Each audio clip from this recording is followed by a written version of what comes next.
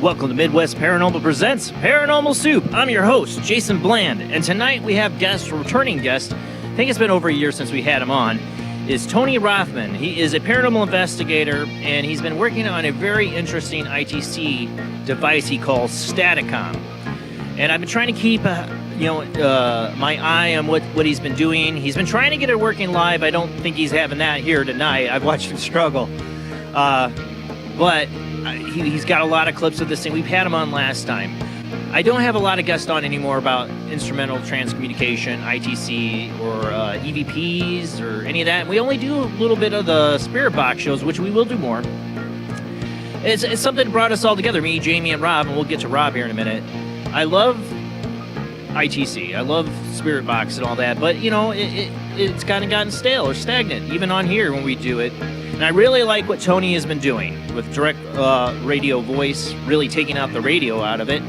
Really, we're taking white noise and slowing it down and filtering it out, and you're getting a voice that coming through that there should be none. Really, really getting into the Marcello Bacci kind of direct radio voice phenomenon. That's incredible. So I'm really excited to have him back on. Of course, I will get to Rob here. We got a lot of weird stuff to get in the World Wide Web of Weird, and we will take your calls later in the show. A lot to get to, so let's go ahead and get rolling on into it.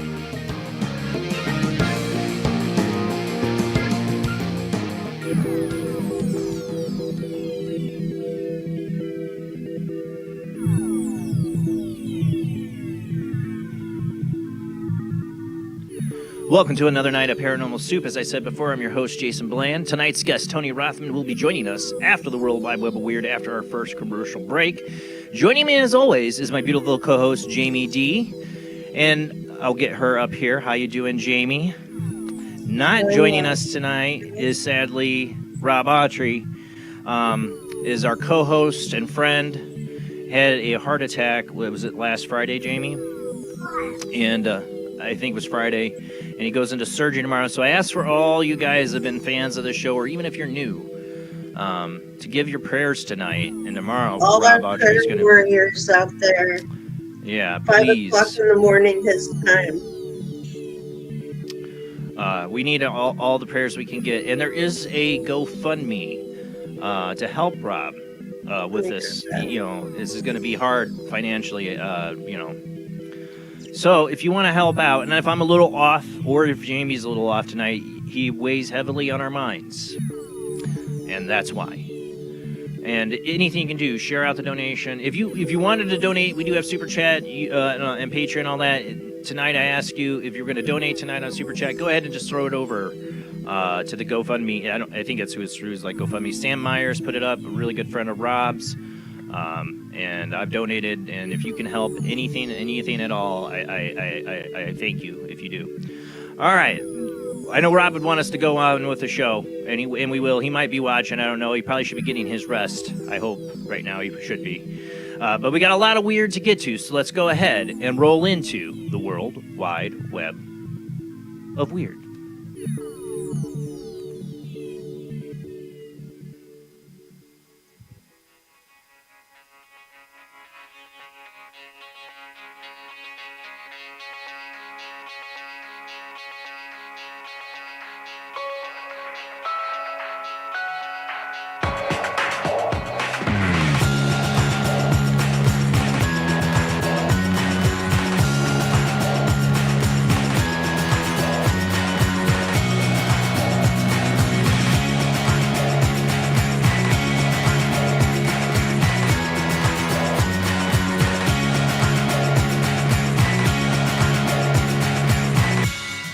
Tonight on the World Wide Web of Weird, just when I thought I was done talking about Asteroid 2024 YR4, right? Remember, if any of you have listened, I said it's done. It's been calculated not to hit the Earth now.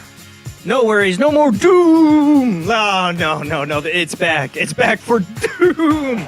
Doom on the moon, really, actually. For those listening on the Paranormal Soup radio network on Talkstream's Live's Paranormal Radio app, we are a live webcast streaming out to Facebook, YouTube, and Twitch every Sunday night. If you want to come along and watch, because I do have videos tonight, please do so, or I'll narrate it best as possible. And yes, I have to run the World Wide Web of Weird tonight, because we know Rob is prepping for his surgery tomorrow. Again, prayers for Rob. He usually runs this World Wide Web of Weird way better than I do. So let me get this all up. So it might be a little sloppy tonight. That's all right. All right. So first article, yes. So now instead of the Earth, which you're like, oh, it won't hit the Earth. It's over. It's over. No more reason to talk about this rock in space. Chances of asteroid hitting the moon increase. Webb telescope helps NASA pin down impact probability. And I got this as the article from unexplainedmysteries.com. Has a short article. Early this year, concerns were raised when fast-approaching space rock known as Asteroid 2024 YR4 was determined to have a 1 in 83 chance of colliding with Earth in 2032. As the days and weeks went on, the odds of a collision seemed to keep increasing, and at one point were as high as 1 in 32. Still not that enormous, but significant enough to raise eyebrows. Fortunately, though, once better observations of the object were made, the odds were ultimately revised down to a point of irrelevance, with just a 0.001% chance of striking Earth. That would have seemed to have been the end. But more recently, astronomers analyzing the asteroid have determined that it now has not an insignificant chance of colliding with the moon instead. As things stand, there is thought to be a 3.8% chance that it could hit the moon. If this did actually happen, what would it mean for us on Earth is the question here. Yeah, it would be really bad. Isn't Jamie... I'm not a Nostradamus guy.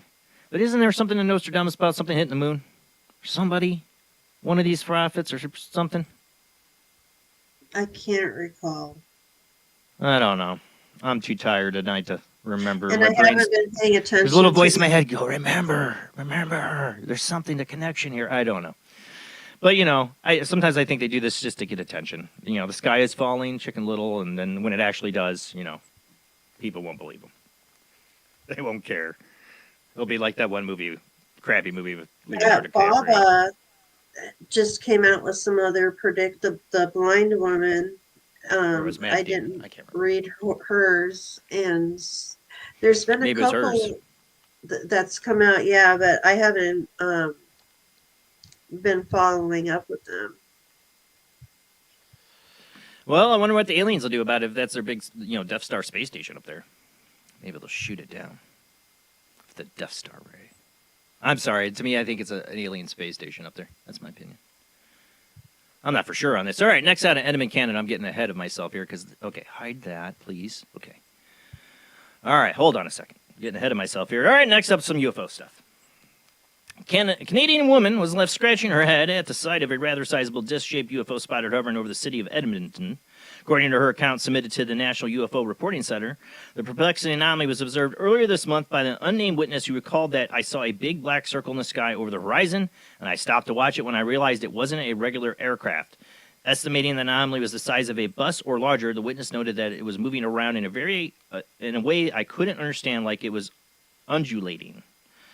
And, I've seen and heard this about, the way they fly around. It is weird. Her suspicions there was something unusual about the object compelled the witness to capture the wondrous scene with her cell phone. In the footage, she can be heard marveling. I won't have audio on this.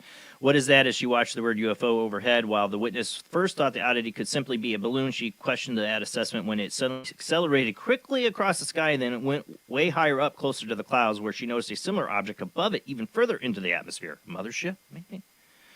After about 2 minutes, the pair of UFOs drifted up into the clouds and vanished from sight, leaving the witness wondering what she had just seen. All right, let's go ahead.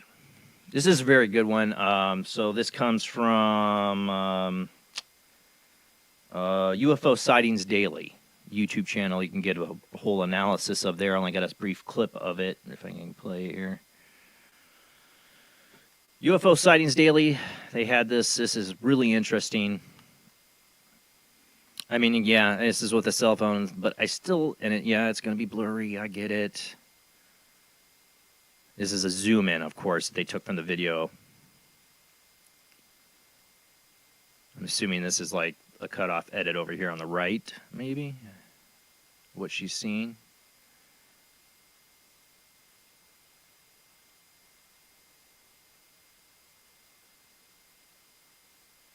It's black disc, I don't know. But more of them. But they're not real. Remember that? Wasn't that what I talked about last week or something? That astronomer said there's no way they're coming here. Go ahead. Did you happen to see the video I sent you from some people? And it was kind of like another shape, like dark shape, like that that you could see was like glowing down. I didn't really look at it good, but what do you think of that? I remember. Same. It's like I don't know. It's like every time I see you, it's like, how many is it going to take? I don't know. I mean, I've seen it with my own eyes. I know they're real. The video could be real. It could be total fake. It could be misidentification. I do know they're real, though. I've seen it with my eyes. And, I'm lucky to have, I guess. Maybe we're unlucky. I don't know. If they took me, I'm not. All right, let's move on. Because, it's beyond that. We have, disclosure we're supposed to have right now? Right? Disclosure. Well, more footage. The new... bringing up the tic-tac UFO here. Infamous tic-tac UFO back as a shocking new clip shows one stunning sailors after I don't know why I got this clip messed up. It cut out. As shocking new clip shows one stunning sailors after rising from the ocean. I don't know what that's supposed to be. Coast to Coast article. Sizable disc-shaped UFO filmed. Oh, no, that's the wrong article. See, I'm way off. See what happens? Unexplained mystery article. U.S. Navy footage shows tic-tac UFO emerging from the ocean. That's their title of this. Video, which was being held as perhaps the most significant UFO footage since the release of the original Navy UFO U.S. Navy videos back in 2017, shows 2 or 4 tic-tac UFOs that were observed emerging from the ocean and flying off at supersonic speeds. The clip was recorded from the USS Jackson back on February 15, 2023, and obtained by journalist George Knapp and Jeremy Corbell. During the episode, they spoke to CIC operator who had been present at the time. All in synchronous, jetting into the abyss. He said, all 4, all time together, all left. And we were like, holy bleep. The second they left, maybe 3 or 4 seconds passed. I run to my station. I look at my radar, and they're all off the radar. That's it. They all zoomed off. That's what he says in the interview. You can watch the whole interview. They have it on Newsmax. Newsmax has been covering a lot of this stuff. Here's some of the footage. But mainly, this one, they're saying, they have the footage of it coming out of the ocean. I don't see it here, but I guess, I don't know. This is from Jeremy Corbell's Instagram. I did that one, too.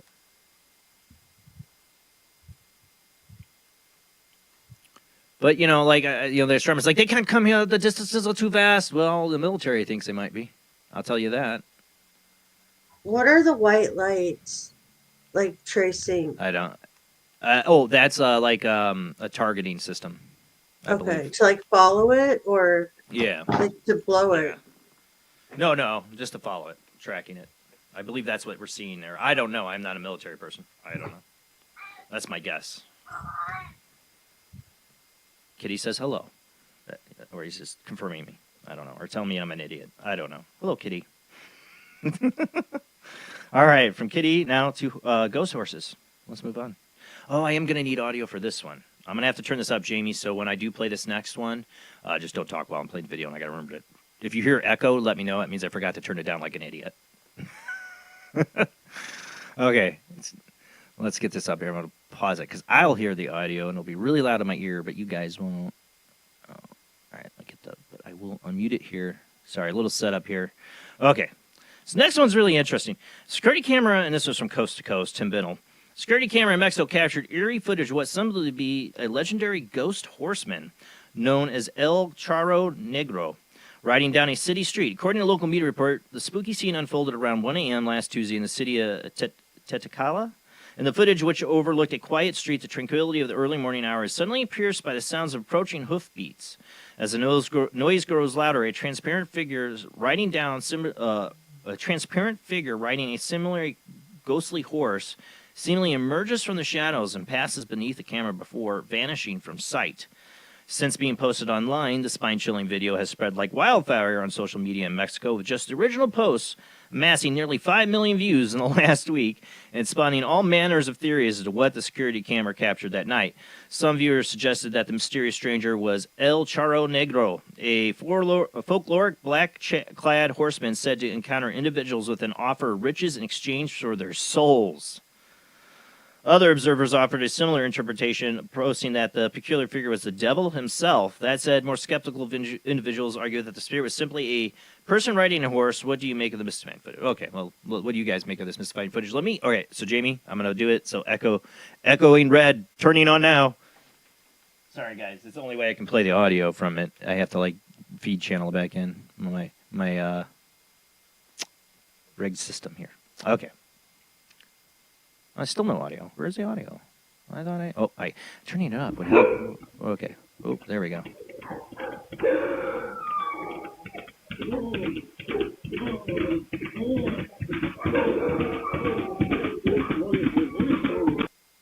All right, let me play it again. I know you want to talk, Jamie. Hold on a second. Give me one more second. I'll play it one more time.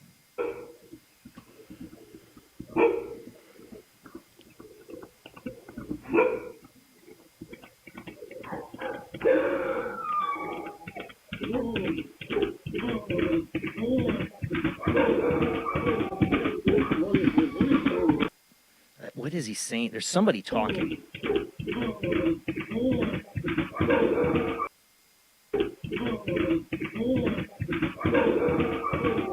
There's like a voice in there.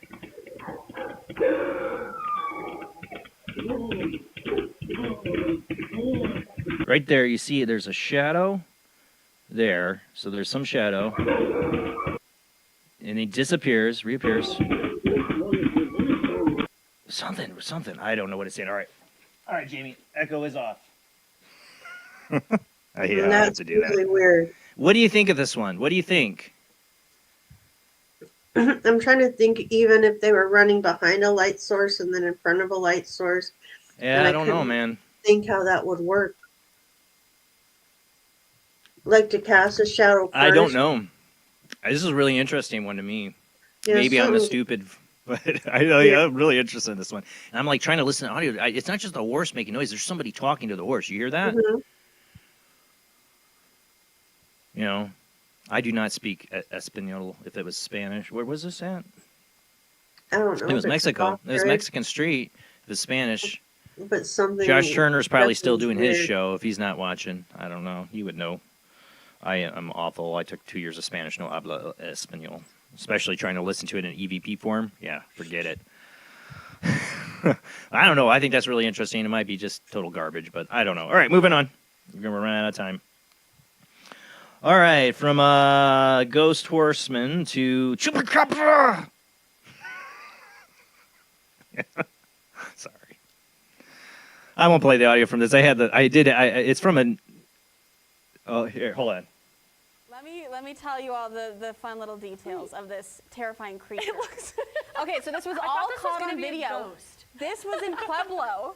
No. This was off of Mohawk Road. Those are ladies talking on a newscast on, I think it was on ABC News or something like. I'm trying to mute it on my end so I don't have to listen to them. They're talking about seeing this. Somebody posted this to their news channel. this creature or in social media. What is this? Right. And of course, you know how they always handle this if they cover this on actual mainstream news. They have to have fun and laughs with it. I don't know. I am not a cryptid person. I totally believe in cryptids, and the people see these things. I'm trying to get to the article. The title of the article on this thing was Mystery Surrounds Hissing Creature Spotted in Pueblo, Colorado. I'll play it again here in a second. Let me read the article. The creature was sighted over 2 nights along in Pueblo Mohawk Road by a local resident who managed to record a short clip of it using her mobile phone. The video shows a small four-legged animal of reddish-pink face. Witness Janae also claimed that the creature had hissed at her when she approached. Yeah, it's telling you don't do that, right? I would not approach any of it, but unless I thought it was a dog that needed help. When the footage started circulating on social media, local news stations picked up the story, and before long, there was a great deal of interest in determining what the animal could be.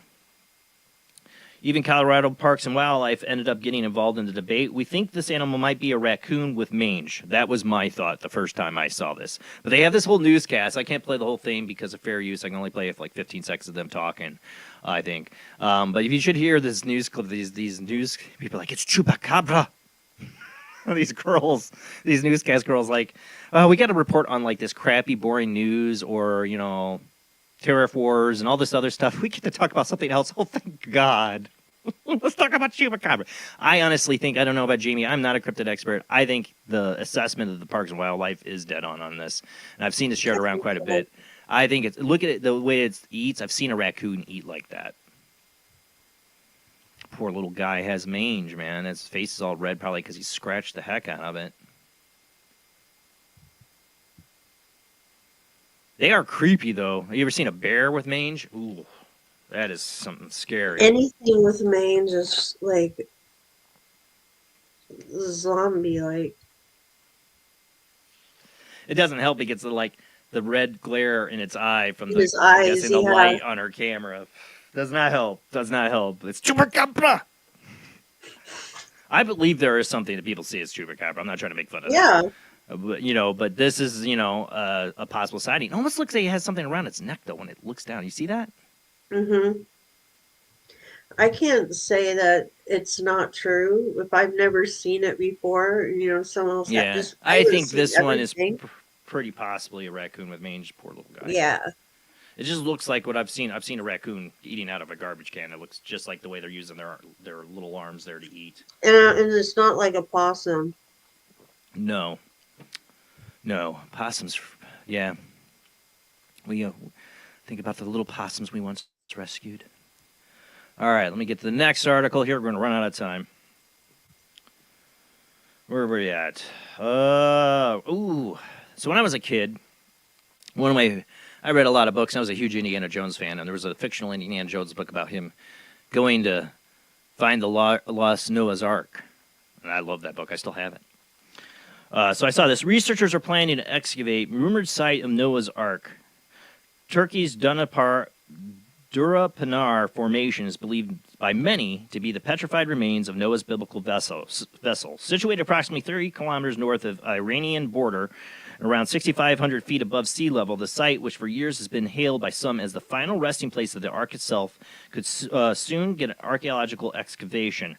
Researchers from the California-based firm Noah's Ark Scans are hoping to prove once and for all that the Durapanar Formation really is the biblical vessel built by Noah at the time of the Old Testament. The location lies in an active earth flow with harsh winters, so protecting the area is our top priority. I don't have time to get in the whole article. This is something I hope they get to do. I really, really, really hope they get to do this. And it's a bad area. And it ain't getting any better. If they're going to have any chance to do it now, do it now. Do it now. Things are about to heat up. Anything near the border of Iran is going to be probably a no-go. So I really hope these guys can get in there and do this research. I'm a big fan of it. I would love to see it. It's just sadly, stupid wars and things get in the way of, us learning our history and, man becoming something better. We got to go to war and kill each other. All right, let's move on before I run out of time to the last thing. Talk about science. Weird science. Everybody's talking about this, right? I had to too. I had to put my 2 cents in, right? Of course, you know, the dire wolf. We've talked about all this on the show so many times about them bringing back different extinct creatures like this and the mammoth. That's all happening. The saber-toothed tiger. But is it really happening is what this article really covers. I don't have time to read it. It really comes down to this. Did they really bring back an extinct creature, or did they create something new? Which answer is it? What do you think, Jamie? Can't see if she's unmuted because I have to have the share screen on. This was like a fraud of some sort. It reminds me, I'm a huge Michael Crichton Jurassic Park fan. Remember in the movie, in the book, they had to use frog DNA to fill in the gaps? That's not even what they really did with this. They really just took they took a gray wolf and added different DNA structures they think mimic what a dire wolf would have been. Mm-hmm.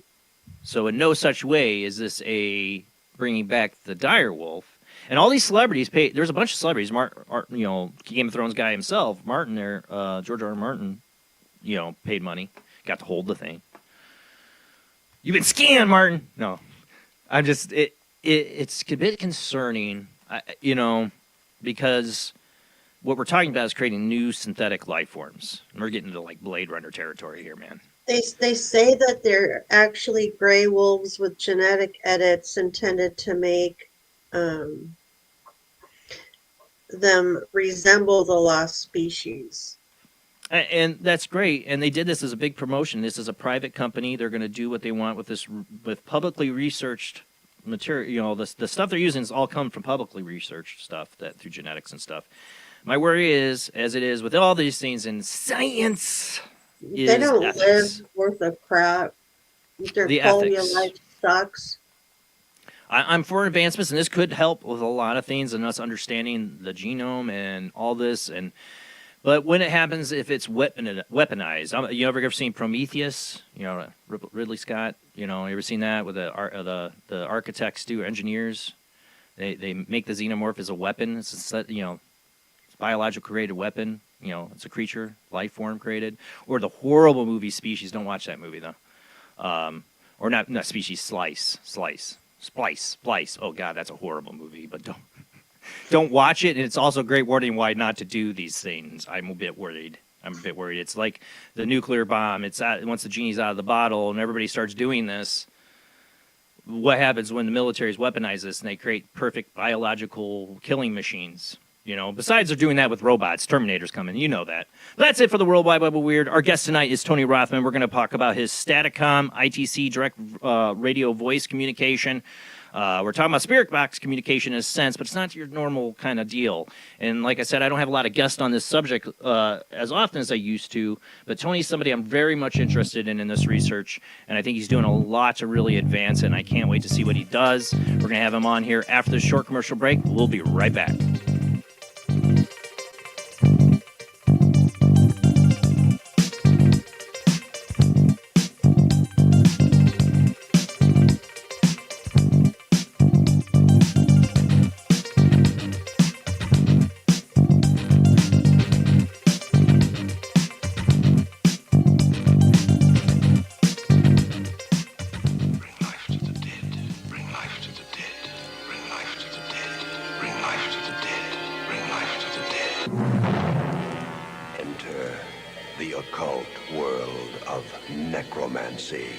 You were brought here for one purpose, necromancy. A ceremony dating back to the pre-Christian era. It's the art of reviving the dead. It requires involvement with evil spirits by the person performing the act. The devil god brings life to the dead. No, please. No, please. And death to the living. Necromancy. Starring Orson Welles and Pamela Franklin. From Cinerama releasing. In color, rated PG, parental guidance suggested.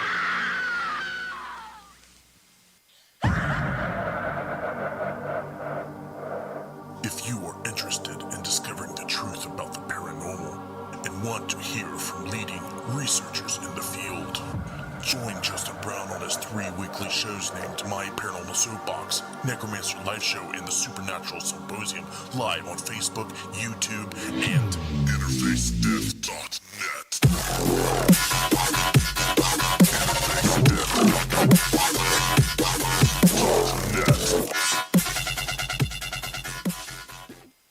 He is conducting an experiment into the combined effects of sensory deprivation and hallucinatory drugs. The subject of the experiment is himself, and the experiment is out of control. Ken Russell's Altered States, a film that must not be missed, is in the West End now. Altered States, Certificate X. Hello, I am Fernando Martinez. I think by now you know I am an emotional kind of guy.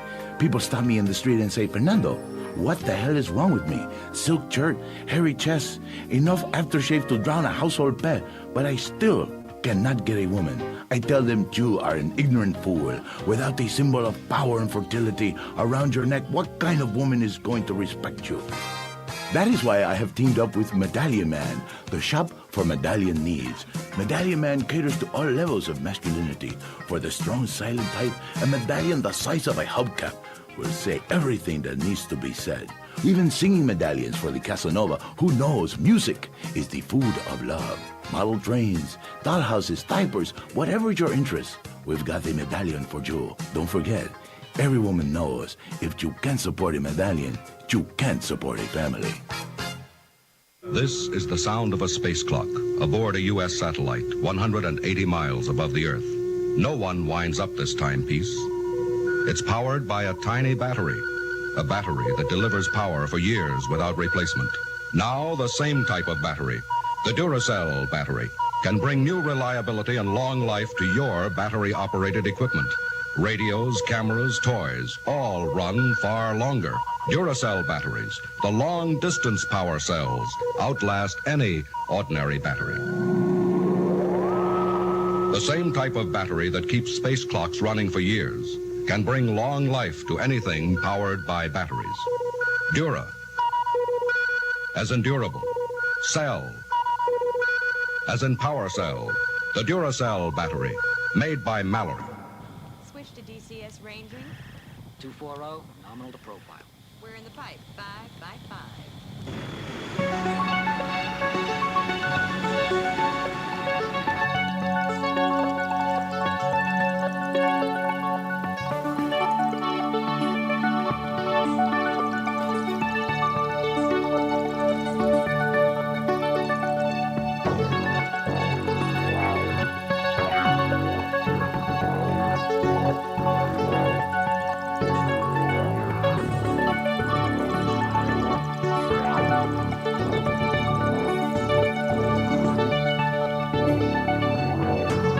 Tonight, our guest is Tony Rothman. Tony, 15 years of paranormal investigations, founder and lead investigator of Entity Voices Paranormal Investigations, ITC Researcher. He's investigated hundreds of locations across countries as well as overseas in Japan and the Philippines. EVP, ITC Specialist, Research, currently developing Staticom, the newest method of spirit communication based on the 40 years of work of Fredrich Jurgenson and Marcello Bacci. The Rothmans continue to evolve and refine the Staticom's techniques for both longer, clearer, and more understandable communication. When the actual radio was removed from the process, the term DRV, or direct radio voice, was changed to Staticom, which now produces two-way communication using only broadband white noise. Developers of spirit boxes for 12 years, including the Silent Evox and the Evox 2.0 spirit boxes, Tony was a skeptic until his wife asked him to try paranormal investigation. The evidence they captured on that first attempt has led them down a path of constant paranormal research since. Tony has founded the Entity Voices Paranormal Investigations in 2010 and has been investigating hundreds of locations since. It's an honor to have him on the show. I can't wait to talk about that. We will take your calls later in the show. Let's go ahead and get to our guest.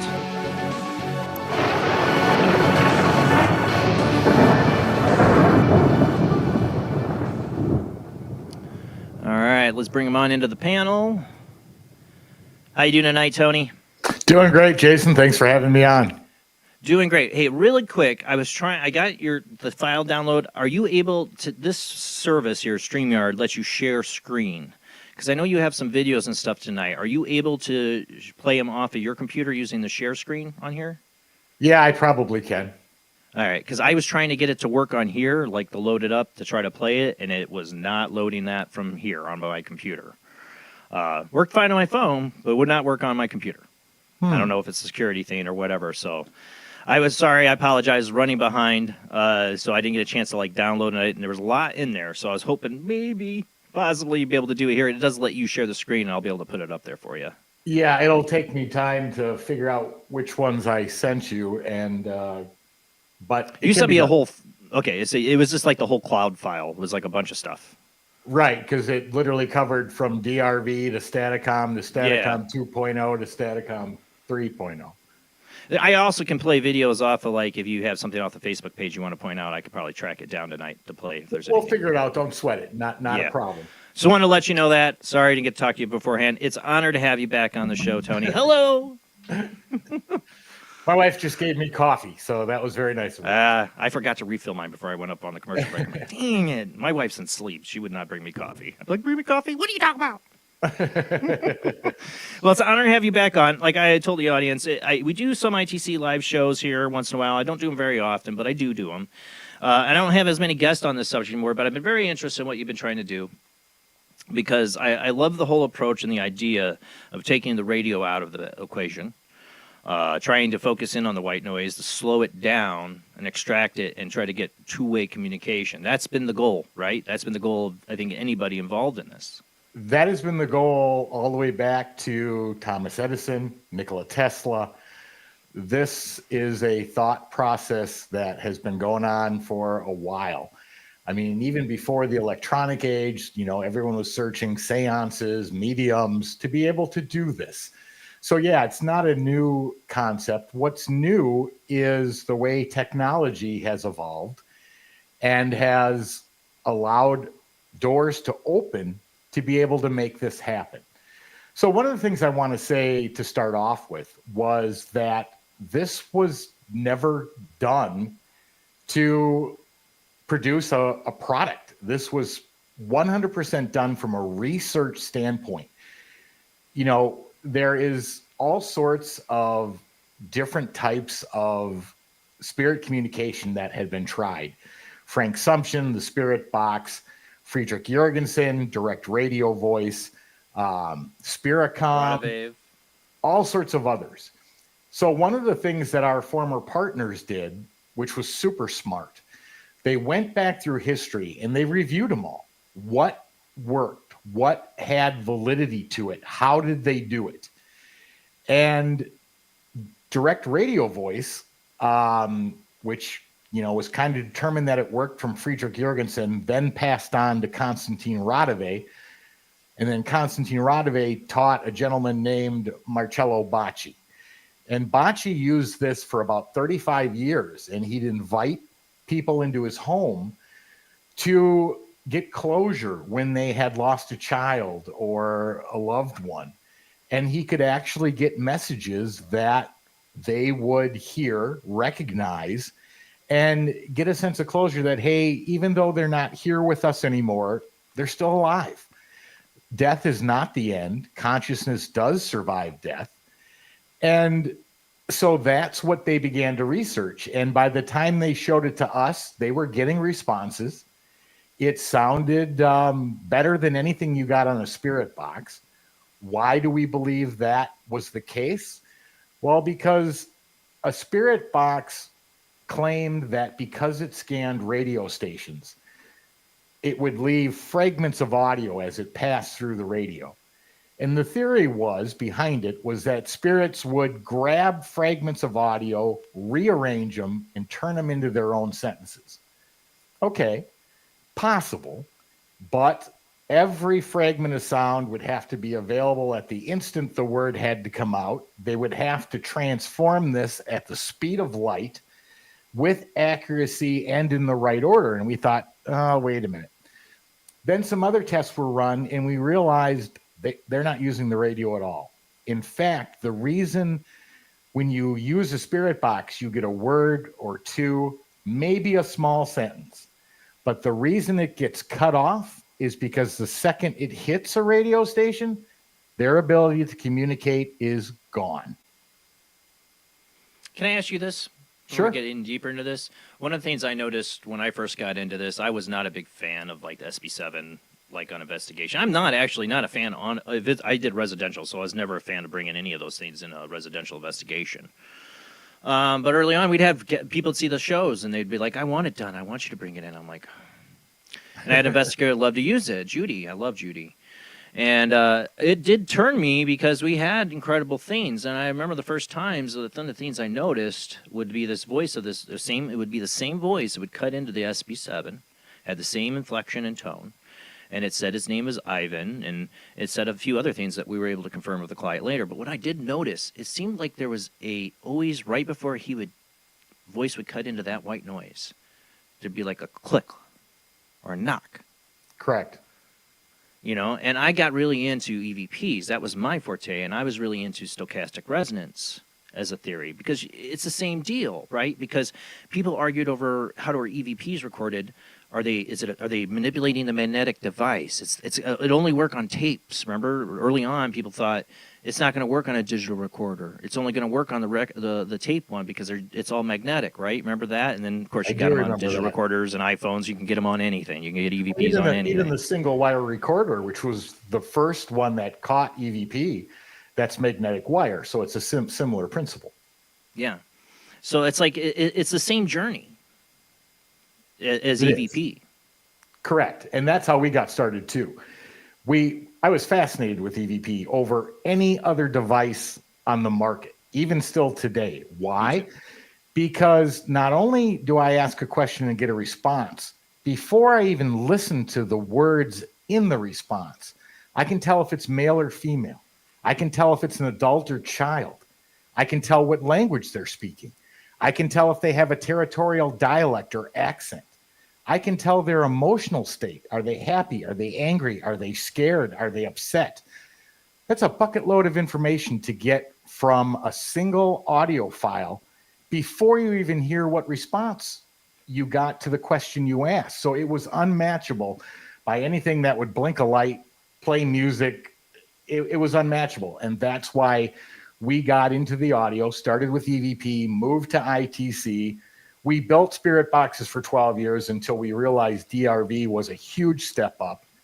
And then the last 3 years, we've been advancing DRV to Staticom 1, Staticom 2. And in the last maybe 60 to 90 days, Staticom 3.0 is now out. I've been watching you've been trying to do live testing of it, haven't you, lately? I saw tonight you tried to. Well, because so many shows are requesting it. Hey, can you run that live? I know. We talked about it. It's a complicated process because Staticom is its completely own system. Anybody who does a live, you've got one mic and you've got one video input. Now you've got a whole nother computer requesting audio from multiple sources, video from a multiple source, and you somehow have to combine that into your mic, your video, and mix your audio, which just is... If you ever want any help, please ask me. I will gladly try to give any advice on this as I can. As somebody who's live stream and mixes, I have 3 audio mixers right now tied in, so I can take in phone calls and do all that. That was what we thought to do. The first problem is what comes out of a computer is digital audio. Mixers only take analog, so conversion devices were needed to get the input to sound like it's supposed to, rather than a direct connection, which you can hear it, but the audio does not sound good. I can help. We corrected most of it, and we have a little more testing to do yet, but you will see Staticom 3.0 coming out on shows here, I would say in less than probably 30 days. You tell me when. I'm pretty much open. Awesome. Booking-wise. I will get your butt on here to do it. Because would love to. We'll take calls. We'll see it. Because this is what we're going for. And we're going to talk about this tonight. Because this research, like Marcello Bacci, I butcher his name. I've watched countless videos, though, over the years of what he did. And I highly recommend you go out there and look it up on YouTube. Because you'll be blown away. I mean, this guy was tested by scientists that were trying to do everything to prove this was a bunch of hokey pokey crap. Correct. He was brought into the lab, and one of the first tests they did was they pulled his vacuum tubes, because he had an old vacuum tube radio. Well, not old probably for his time frame, but to us that would be considered old. But the scientists said, okay, we're going to pull the first one. Let's see if you still get voices. He did. Then they pulled the second one. He was still able to get voices. Then the scientist said, wow, I'm impressed. I'm going to pull the third one. I'll tell you what, if you still get voices, I'll eat it. He pulled the third one. Marcello still got voices. Then Marcello said, don't eat that. That's glass. And that's no good. I remember that. But they couldn't keep him from getting responses. And the real fascinating part was the only thing they could remove to keep him from getting voices was Marcello himself. So it shows the connection between the instrumentation and the operator. Exactly. No, that's what I've always said to people, because you get it, I get it. You get people talk to you, ask questions like, well, I've done it. I've done the apps and I've done all this stuff. Because my opinion, what you're doing is advancing this field and going to do it. But, people are going to go out there and get the apps and get those things. I do think I've had communication come through using it. You can get communication through a lot of different ways. I believe they can manipulate a lot of things to make things happen. I've had weirdest tales of kind of communication come through. So anything's possible. Yeah, right. I don't disagree with that. I mean, we used to mess around with them. What you're trying to do is something that can't be debated, and to make it a clear communication. Because no matter what we say, it's not clear communication on any of these apps or devices. There's nothing clear. You get some clear messages. Being fed from a word bank. But yeah, true. Nothing paranormal about that. Well, yeah, that's a whole other separate demon. That's a whole other thing. That's a whole other thing. No, I'm talking about we have friends that develop apps, and they chop up that audio as fine as they can get it and mix it up. In the end, though, it's its own kind of. I think there white noise, but I think there's some other signal by using the human voice, the resonant key or phenoms of the human voice in that mixed with white noise, that sometimes can help get those messages through. Something helps them manipulate the sound. I'm not sure. It's all theory. Either way, what I'm getting my point on this is people ask, well, I use these apps all the time and I never get anything, I'm like, what's your intent? Are you focused? What are you doing? I've had it come through when I first didn't really believe in it, and it happened to me. So I don't know if it's even belief is the factor, but your energy is. And I think that's what it is with Marcello. That proves is that it is a big part about the person operating the device. Absolutely, it has a gigantic impact, more than people probably realize. I agree with you about apps. We've gotten stuff too that shouldn't be there. Not sure how it got there, and never heard it repeat. So, do I agree that they have the ability probably to manipulate lots of electronics? I believe they do. The only reason I don't put much faith in apps is because if I was going in for surgery or some sort of procedure, and the instrumentation they were wheeling in as I'm laying there waiting had a big sticker on it that said, for entertainment purposes only, I probably would get up and walk out. And that is what is on every single app. Why I stopped letting them into, I don't do residential investigations anymore, but when I used to, I was like, I don't want this is not what we're here to do, is to bring in some device that's good. We don't know what it's, if it's really telling us. I want to know what the activity is here. Right. As it is. We don't, we'll record, but, we're not going to do that. And it gets some investigators kind of, but it's like, that's not the place, not at a residential. Go to an old historic location, nobody's living there, go for it. You know? Because what are you going to do when you do that in front of a client and this thing just pops out the word demon? What are you going to do? Let's not do that. There's an ethics and responsibility to what you do when you deal with residential cases, and people have to go to sleep that night in the place after you leave. So there's an ethical responsibility there. I always felt like it's just why you don't do it in those kind of cases. But what I'm excited for as you get closer to getting this to work live is from the earliest days of us experimenting with this on this show. Like I can do it by myself, and I've had some results, but the energy of these guys here, you know, in the chat and the listening, you know, we got them on Facebook, YouTube, Twitch, and on internet radio. And I don't have a huge audience, you know, but I got, you know, 30, 60 people at times, you know, we never know. You know, sometimes 100. I don't know. You never know what you're going to get. If I do ITC, it's definitely up there in the 50s or 60s people. I'm not a huge show. I don't know how many people listen on the radio. But just having just a group of people all focused in here right now live on one intent and purposes to communicate to the other side does something. And Agreed. Jamie knows it, and Rob that's not here tonight knows it, because crap happens in our houses afterwards. That's why I don't do this very often. I feel you have to treat it with respect.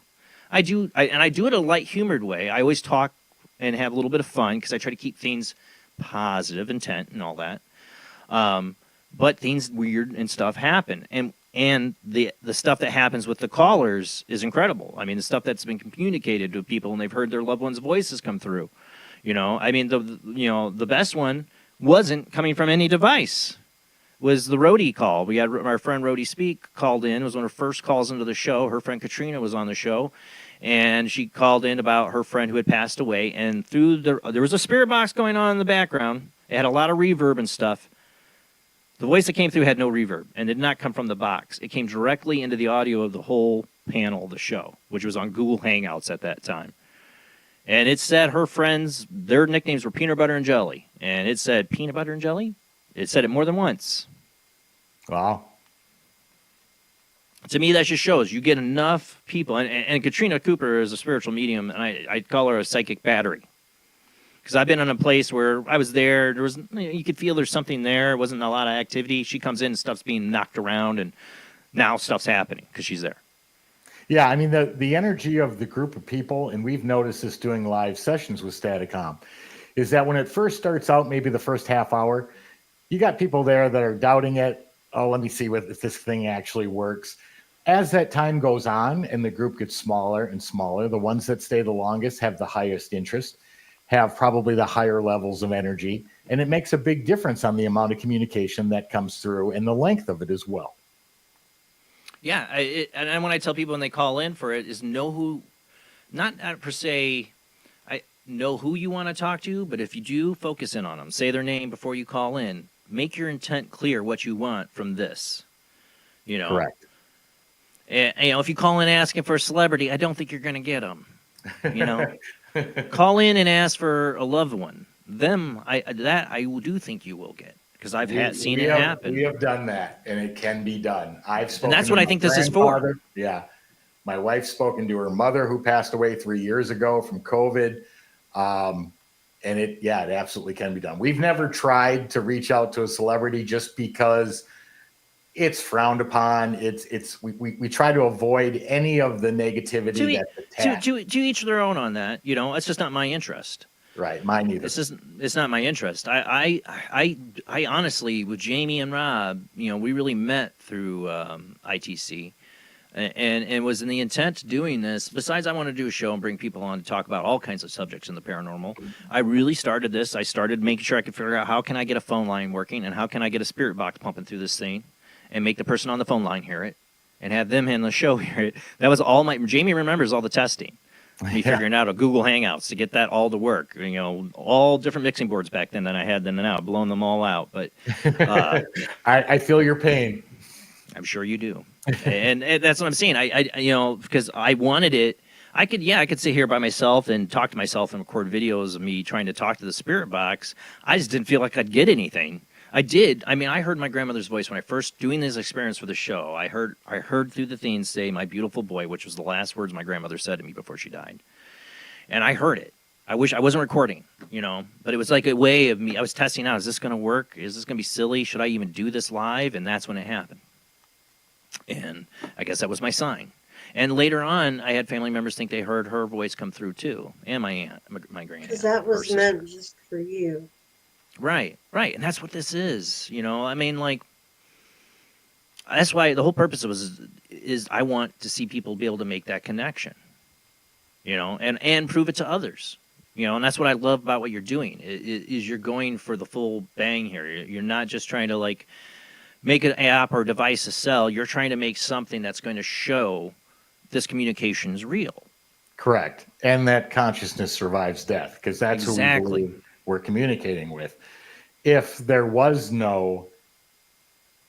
communication, that was the first thing to get the communication. The fact that we can't receive radio signals, we can't receive satellite, we can't receive walkie-talkies, cell phones, baby monitors, nothing.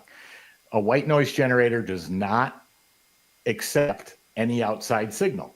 So it's a closed circuit system. There are no mics. Even when we ask questions, my voice is not being broadcast, not picked up by a mic, nothing.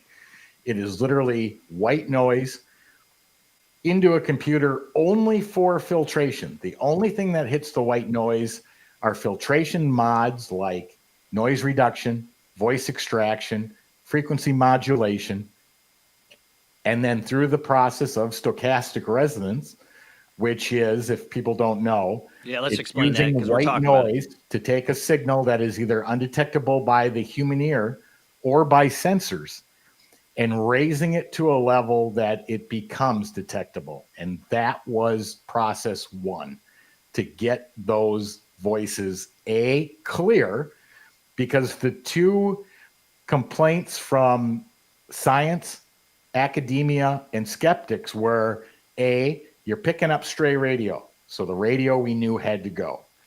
The second was that you're hearing warbles and artifacts of sound, and your mind is trying to, through pattern recognition, say, okay, that was this word, that word. We needed clarity that no one would deny what they heard, and nobody would say, well, I heard this and I heard this. Everyone goes, oh my God, yeah, I heard that. That was where it began. And then, of course, all of the other things we did, like slowing down live white noise in real time, because their speech would come through so fast that it would sound like a syllable. But when we slowed it down, and Staticom does this all live in real time, slows down live white noise, filters it, cleans it up, and then we cut the white noise out of the equation, because a white noise generator has a spectral frequency of 1, meaning all tones are equal from 20 hertz to 20 kilohertz. We know where it sits in the audio chart, and we cut it out, leaving only the voice. You're basically hitting the spectral level where the voice will pop in. Yeah, the process of stochastic resonance is kind of like the difference between a single bee flying a foot from your head and you hear that bzzz, or the whole hive. And since they're all resonating at the same frequency, that sound gets elevated up and it rises above the white noise. Because it's been elevated, we can cut the white noise, leaving that elevated voice. Yeah. And that's just the thing. It's just like capturing it, because you'll notice it even when you're doing EVPs. Like, you can look at the spectrograph, and the EVP doesn't show up in there a lot of times. Sometimes you're right. It doesn't. It won't even move. Right. And so, like, how's that? Where am I getting that artifact in there? You know, where's that coming from? It's not even pegging there, but I hear it. That's one of the things that always drove me nuts in reviews. Well, the thing about spectrographs, too, is that they require a certain amount of punch to register. Right. A lot of times the EVPs are so soft or so low compared to the other frequencies that are bouncing in and out of that graph that it does not get it. Even though you're like, oh my gosh, I heard that, it doesn't show.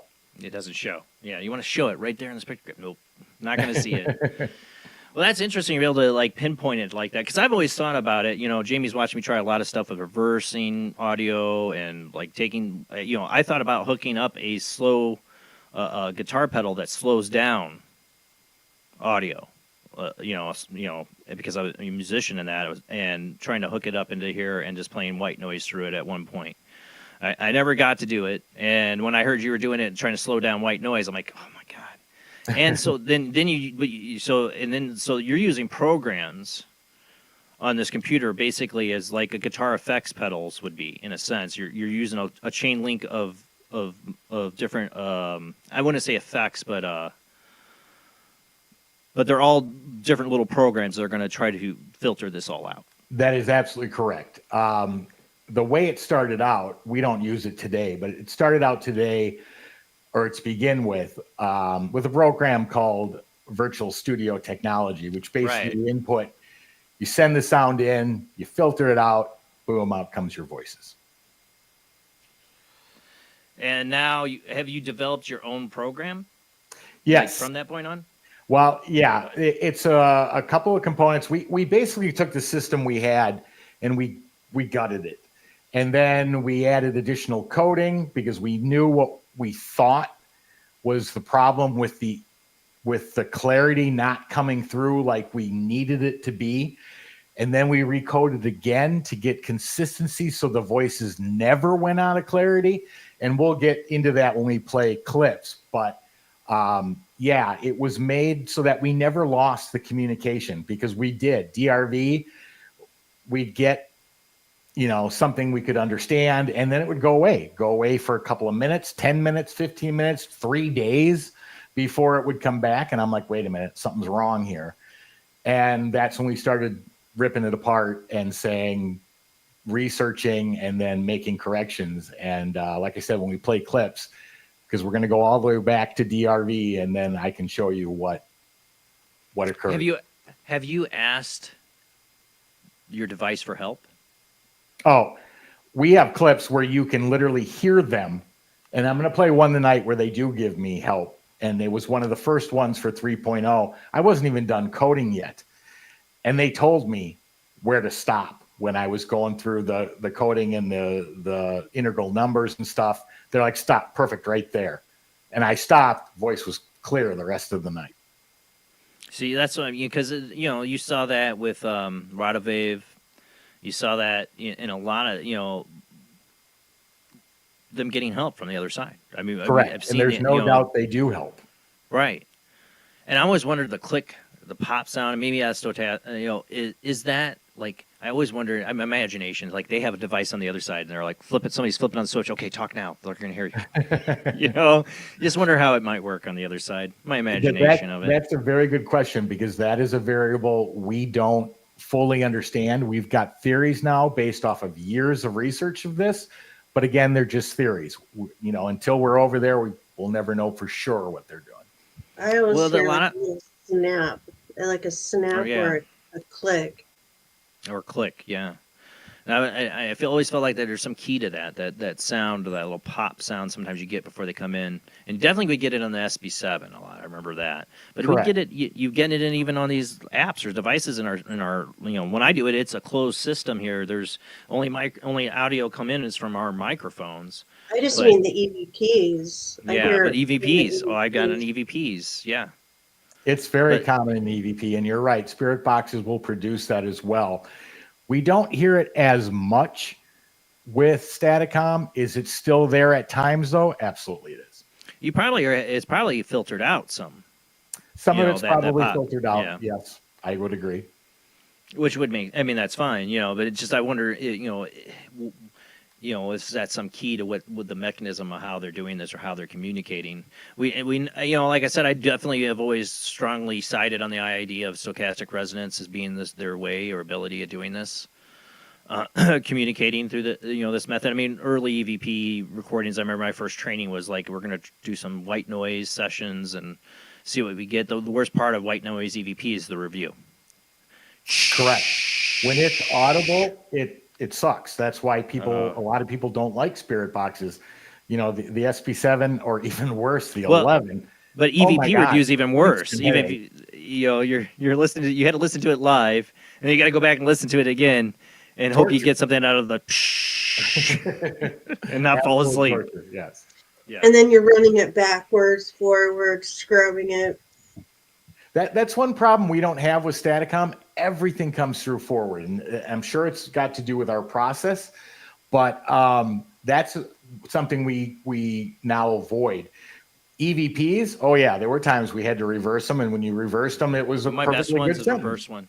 One of my best messages together and trying to figure out like what would have came first. And one of my earliest EVPs I recorded was reversed, and it was loud as it was clear as day, volume wise loud, but it was gobbledygook. When I reversed it, it says, "Can you hear me, mommy?" Clear as heck. I'm like, how does that happen? How are they talking in reverse? So again, I don't know. I couldn't answer that 20 years later. I have no idea. Well, if you figure, I mean, one of the things we had to do when we were going through this and getting responses, getting answers, getting information was literally, we had to take a step back and we had to reevaluate what we believed that reality was, how we believe it worked. And we ended up adapting a philosophical theory called analytic idealism. And basically what idealism says is that there's one ontological primitive or one primary block in life, and that block is consciousness. It's there before you're alive. It's transferred or fractioned off from universal consciousness when you're alive. That information travels back and forth between your consciousness and universal consciousness, and then returns to it after you die. That is the same principle we believe how EVP works, how ITC works, how Staticom works, and also how mediums get their information. It could be. Yeah, I mean, you think about it, because, I mean, for me, I mean, I've had my little moments, like I had a little voice in my head tell me the name of a deceased person I was holding a photo of. The first and then their last name. It was like a little voice in my head. That could be them in the same sense doing the same thing inside my head. Correct. You know, I mean, they're there. They're communicating. Me and you and Jamie and everybody in this audience pretty much knows that. But that's the point of this, is to open people's eyes to it that don't know. And we have to get to that point with something like this that you're trying to do, where you take all those factors. I mean, listen, if Marcello had been around in this day and age, you know what I'm saying? Like, most people don't know about him until they get into this. But think of the viral videos. Like, Marcello was around now, and he had his own YouTube channel and was showing people, not to be publicity or anything. Like, he's a very humble man. He was. But just to show people, like, to really get it out there to show, you know, this is real. Because if you watch, you go and research, and you see the stuff they recorded, and you're going to be blown away. Agreed. That was, you know, I will always give our former partners credit for this, because they did the research. They literally went through what direct radio voice could do, and they replicated it. Without that, no one in America, or I shouldn't say no one, but the majority of people, anytime they heard the word ITC, they'd think of Spirit Box, Frank Sumption's Frank's Box, because that's what was shown on TV. Direct radio voice literally got obliterated from history because the Spirit Box came out and every ghost hunting show under the sun were using them. So I give them a ton of credit for going back, looking through history, finding out what was done, who was tested, who couldn't be debunked, and Marcello was the only one. And that's the path that we took. And then, due to different ways we wanted to express things going forward, they went their way, we went ours, which is fine. That's how advancements continue to be made. So it's all good. But I will always give them credit for that. Yeah, that's the thing. We have to get to a point with this. We have to keep pushing it. Like, you know, we could keep using the Spirit Box or an app and all that, but it's just going to be the same kind of communication. It's going to be choppy. It's going to be discredited. It's not going to convince anybody who doesn't believe. And like I said, this is the whole point. This is what you're trying to guide it towards. You know, and it's not against anybody else. They can do their thing. You know, but right. I want to see this advance. I want to see you be able to do it live. And honestly, I think once you're able to do that, and you're able to reach out to people, bring anybody that comes through there, you know, you bring that energy of a person, you get them to call in and light that thing up. It's going to, even if they're thousands of miles away and you're talking to them on a phone over this, I've seen it. It will work. Correct. You know, I heard you say you haven't done a lot of shows on ITC, mainly because, you know, it's been stagnant for a while. And that was another thing we wanted to do. And we want not only people in the paranormal, but we've captured some attention of some PhD scientists who are like, wait a minute, what? And so we're hoping, you know, it'll open doors on every level, including additional conscious surviving death studies, because what we can do is probably the closest thing to Thomas Edison's phone to the dead. It's two-way communication. It shows consciousness is responding because they literally tell us, we've asked, are we speaking to extraterrestrials, multidimensionals? No, we're spirit, consciousness. And it's repeatable. We can repeat it, 24 hours a day, 7 days a week, 365 days a year. And it's becoming more of a mainstream topic lately, too, that you're seeing more people being interested in. You know who you should talk to if you get it working is Bigelow. We've reached out to him. We're waiting for a response, and we do have it working. And you're going to hear that tonight. Well, I mean, what I'm saying. I didn't mean you to have it working. I'm sorry. I didn't mean it that way. But I mean, like, you get it showing, you start really getting the live sessions going, get him. Because that's where his interest is ever since his wife passed on. He went from the UFO thing now into this. You want to talk about some funding? Somebody's got some interest in it. I'm really interested in what he's trying to do. I would give anything just to give him a demonstration. That right. 30 minutes. Just let me show him what it can do. And then I did my part. I think once you really start getting these live sessions going, you're going to get some attention. I really do. I think you're going to get a lot of attention real fast, just so you know. I agree. Getting it to run live, though, even building Staticom wasn't as hard as trying to get multiple computers, multiple audio signals in line to, we're talking teleport programs and, audio being rerouted and reintroduced, but it's a learning experience, and hey, we enjoyed it. Yeah, you'll get it there live, and that's why I said when you do, it's gonna I think honestly blow people away, because that's what it'll do. When you open up live and you start bringing people on to communicate, and even if you arrange just to have one person, and their intent's there to see this work, but you got that live for people to see, there's no question then, and that's what we need, and we can keep going to haunted locations, we can keep investigating and all that stuff. All you're doing is gathering data. We can get some evidence and all that stuff, but what I wanted to see, where I want to see this go, is where you're going. We're trying to build the Edison device. We're trying to make something that actually is going to be a two-way communication. Correct. And what will that do to the world once we do? So many things.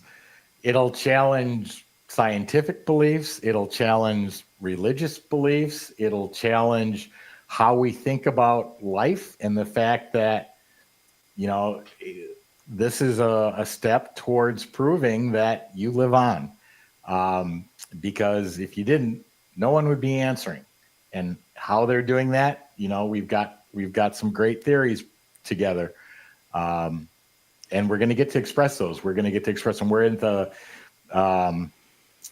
Canadian Paranormal Symposium this year.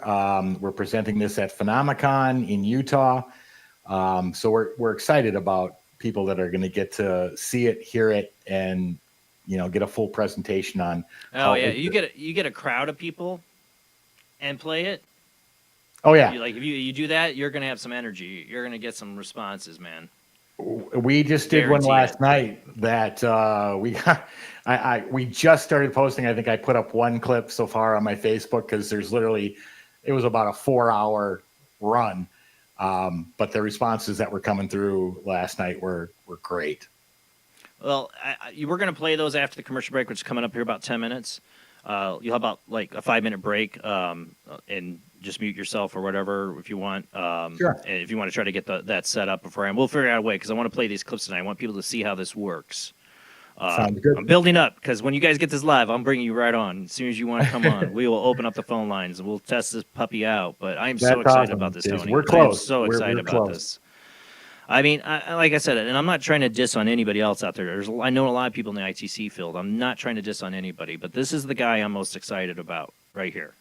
And we don't diss on anybody either. No, we're not. We're trying. We don't know the answers. We don't know how it's working. If you look back through science history, penicillin was invented by a mistake.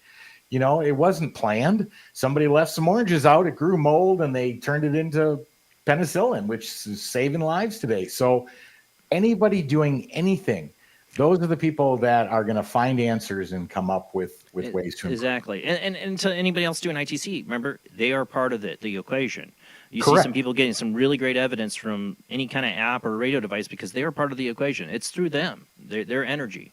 Correct. Their focus and their mindset into it, you know. Agreed. But what we need, what we need is the device that's just unquestionable in a sense, you know. And that was our goal. That's what I've been looking for. That's what I've tried, you know, when I've been trying to experiment, you know, and try to come up with my ways of doing it is to try to find ways where you're like really no voice in it. Right. You know, just the, you know, like I said, you're taking it right from the white noise. Correct. What, you know, which just playing white noise, like I said, it is irritating to listen to.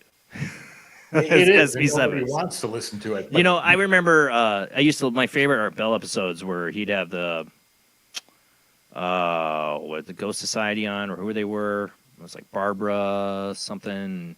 International Ghost Society, was that it? I know somebody in my chat room. I got tons of and they had some great episodes. They had some amazing EVPs. And then later on, I remember Barbara wasn't on this one. He brought in another guy, a couple guys that were from the same group, and they were all into the spirit box because that's what was hitting about. And I think this is when Art came back with, might have been when he was on, XM radio or whatever, maybe.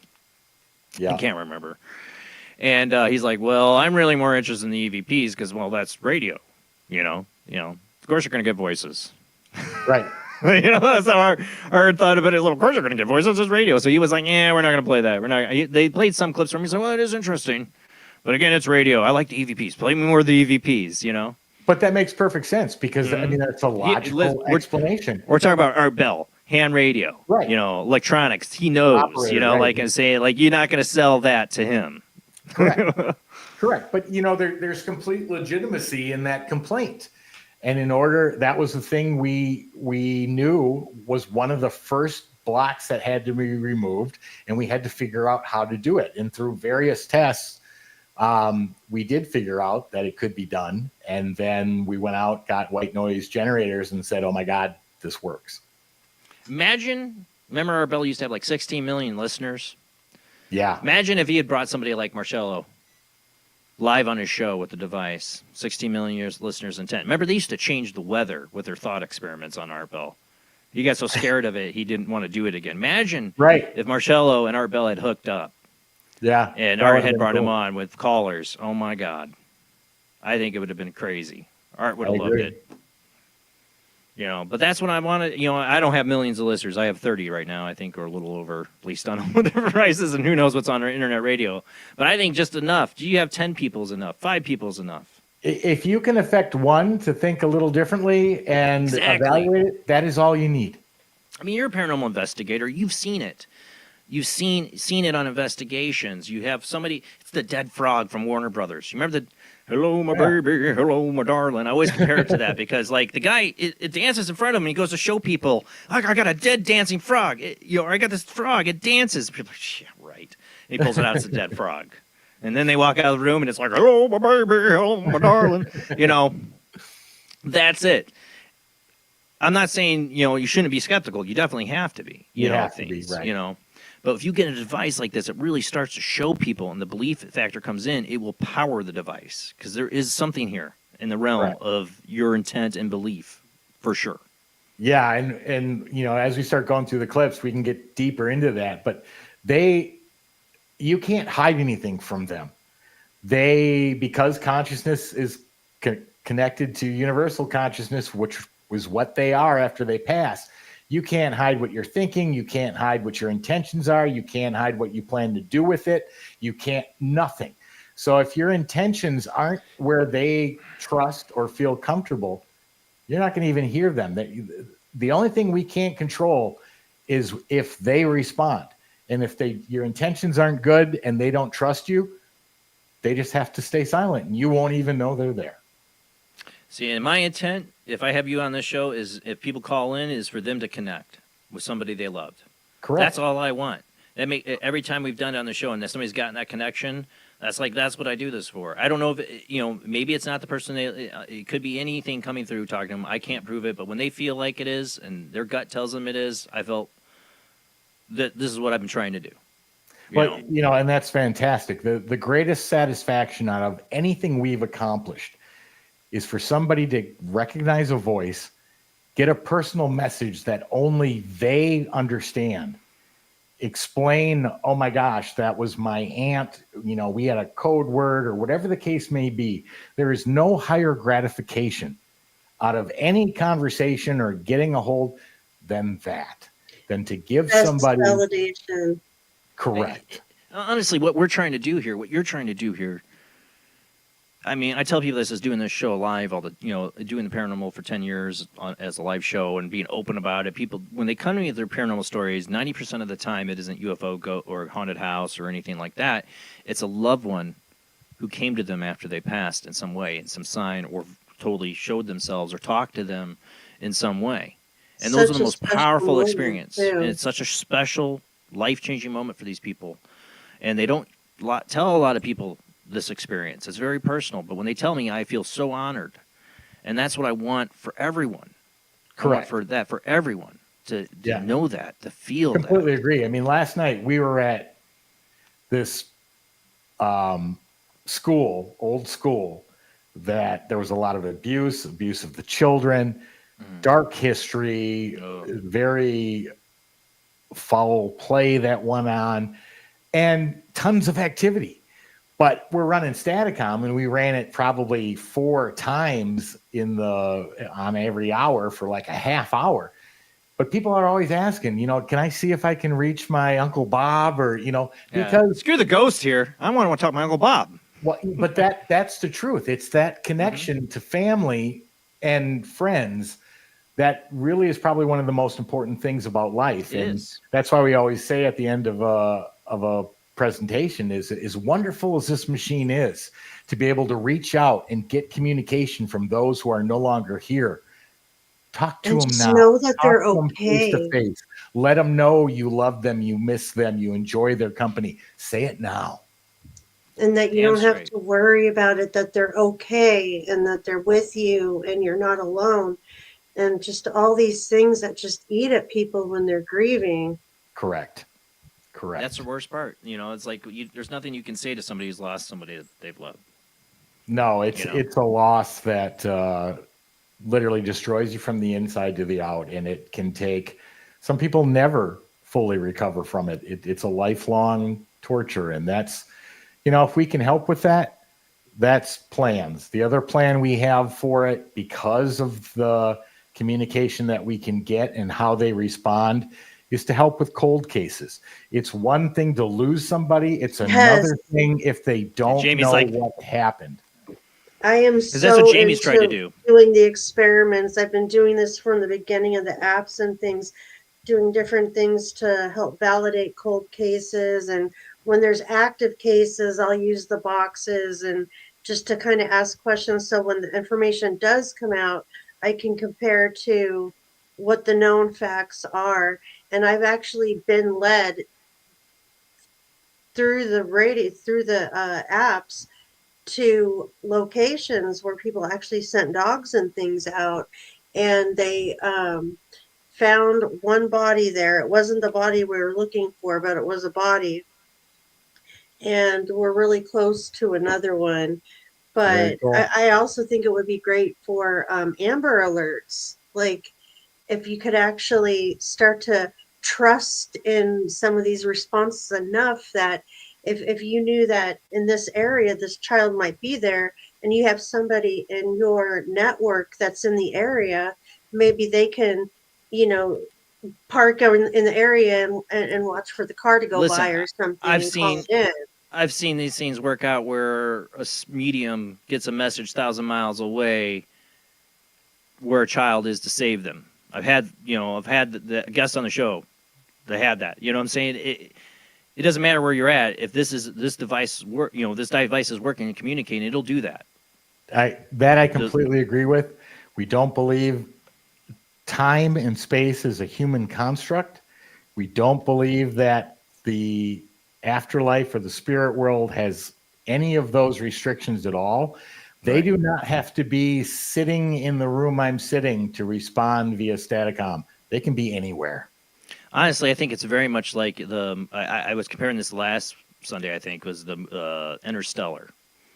If you've ever seen that, Yep. the ending of that movie, I don't want to spoil too many things for people that haven't seen it, but the way he's like connecting through time, the different Right. ways, I feel it might be much like that on the other side.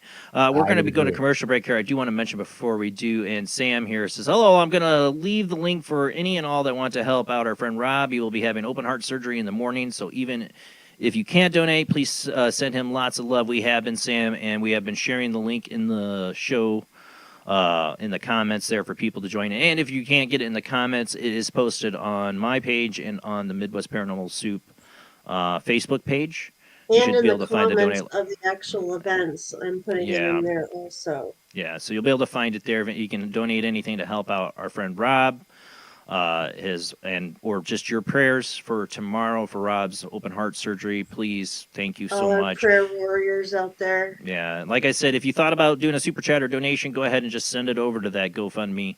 Go do that if you can. That'd be a big, big thank you from all of us. We're going to go to our commercial break. Tony, I'm just gonna mute you here.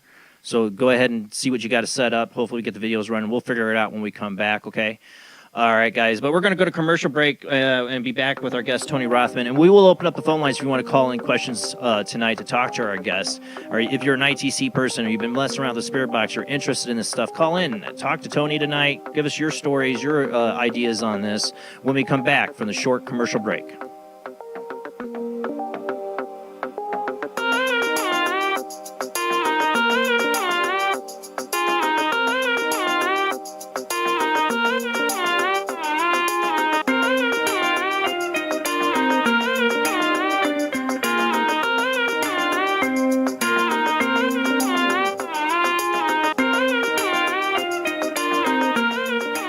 Conducting an experiment into the combined effects of sensory deprivation and hallucinatory drugs. The subject of the experiment is himself, and the experiment is out of control. Ken Russell's Altered States, a film that must not be missed, is in the West End now. Altered States, Certificate X. Do you wish for more paranormal and spiritual content? The Paranormal Chronicles magazine is a free digital magazine crammed with the very best in paranormal and spiritual articles and features. No sign-up, no subscription, just free reading and knowledge for you. Read today at www.paranormalchronicles.com/magazine.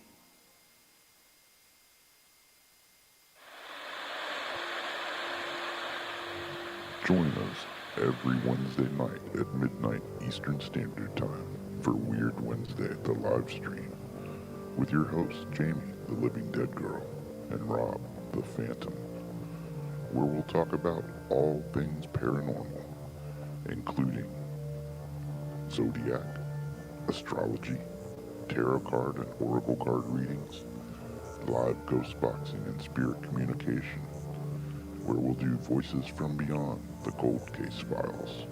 So we hope you join us live on Facebook and YouTube every Wednesday night at midnight Eastern Standard Time. We hope to see you there. Bye-bye.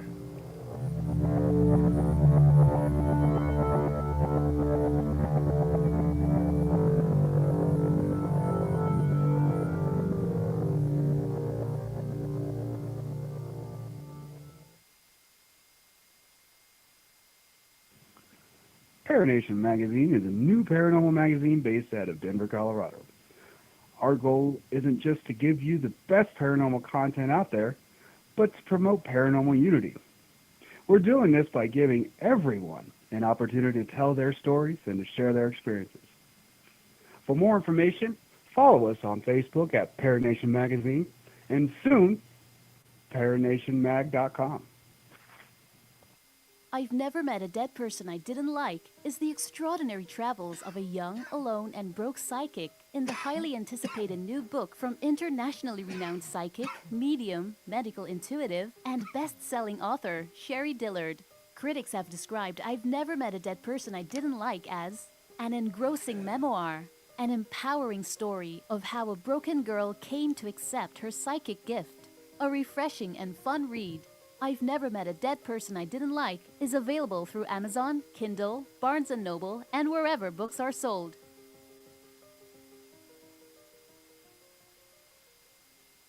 wrote Spirits of the Dead with a pen dipped in warm blood. You will see the ultimate in terror with this important all-star cast. Brigitte Bardot, Alain Delon, Jane Fonda, Terence Stamp, and Peter Fonda in Edgar Allan Poe's Spirits of the Dead. Only Poe's demented genius could bring to the screen such horror and evil. Spirits of the Dead stars Brigitte Bardot, Alain Delon, Jane Fonda, Terence Stamp, and Peter Fonda. Directed by three masters of the cinema, Federico Fellini, Louis Malle, and Roger Vadim. Spirits of the Dead is an adventure in terror beyond your wildest nightmares. Spirits of the Dead in color is rated R. Please, Spock, do me a favor. And don't say it's fascinating. No. But it is interesting.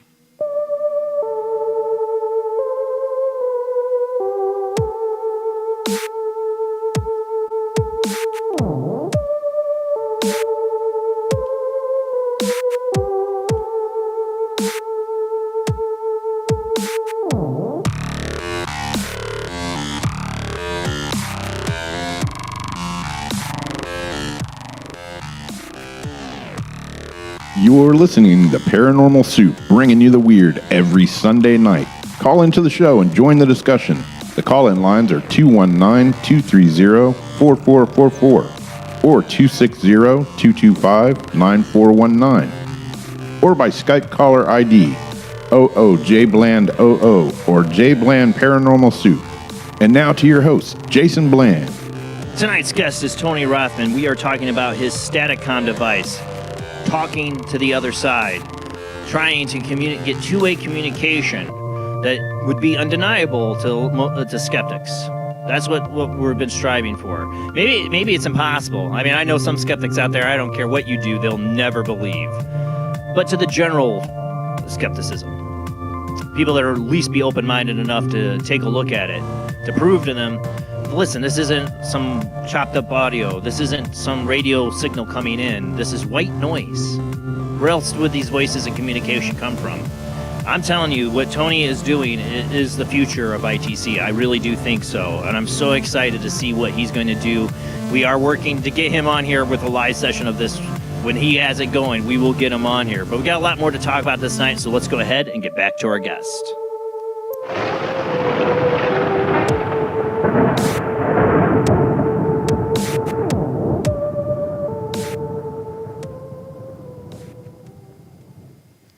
All right, we're back. Sure, Tony is unmuted. There we go. All right. Welcome back, Tony. Thank you. All right. I see you got your stuff set up here. You want to give it a little play, make sure we got audio. You know what? I don't think I hit audio. Let me redo this because I don't think I did. Okay. All right, present. Okay, yeah, audio is on, so we should be good. Yeah, Sam, I'm glad you're here too. We're all thinking about Rob, and I know he would love to have been here for this show. I hope he's not watching. He needs to be getting his rest before his surgery tomorrow. All right, so let me explain what this clip I'm about to play is. So now we're backing up all the way to, this is DRV. So this is still using a radio. Now, what's the difference between DRV and a spirit box? A spirit box scans through a radio station. Direct radio voice does not scan. It sits on a vacant frequency. So what you're doing is you're stealing the white noise. That was the only use of a radio in direct radio voice. Now, I'm going to play this clip, and you'll hear the responses that are given. So let me hit play on this. Thank you.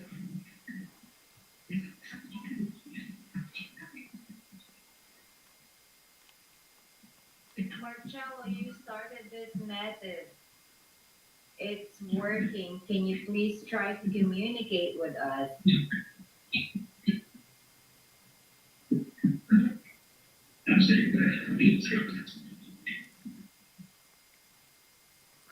That's good. Now, can we show that that was Marcello Bacci? Can we prove that? No, we can't. But there's other researchers that talk about what's known as stations, where people who have passed over are helping to create the communication. Could that have been him? It could have. I think so. Prove that it was.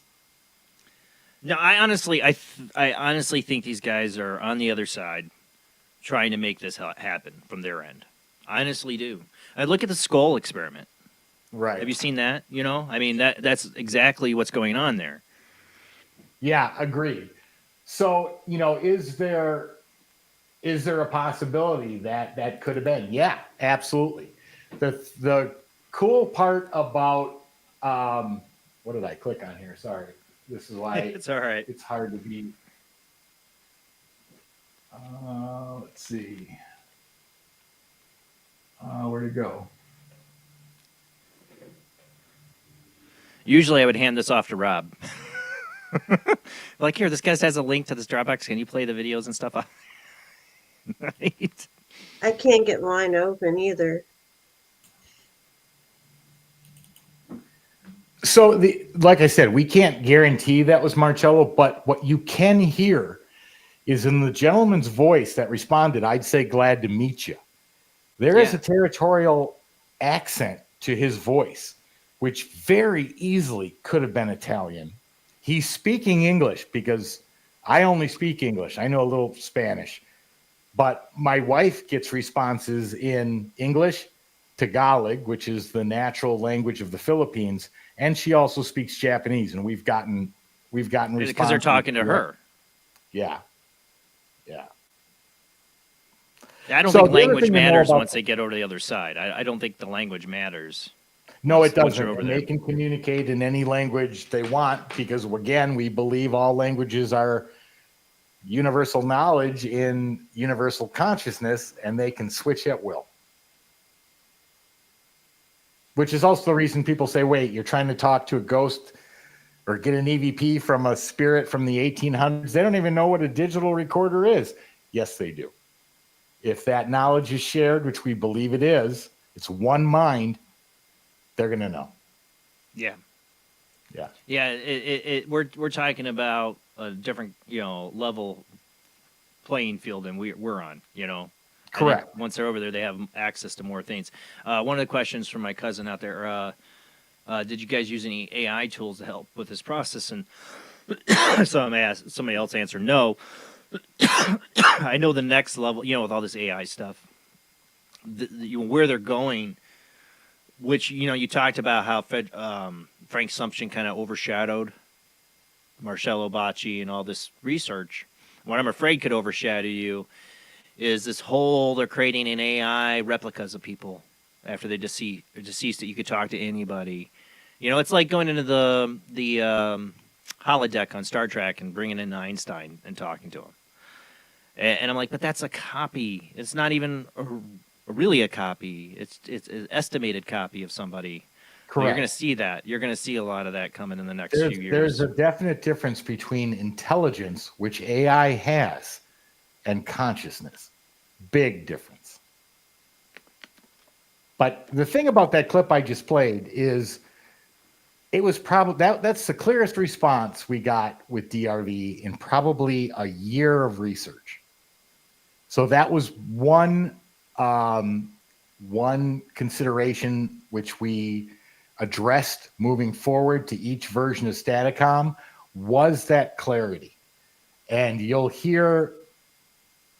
won't necessarily hear the difference because that was top of the line of a year of direct radio voice. So when I go into the next one, which is 2.0, and sorry, I have to put my glasses back on. I'm not sure what I'm looking at.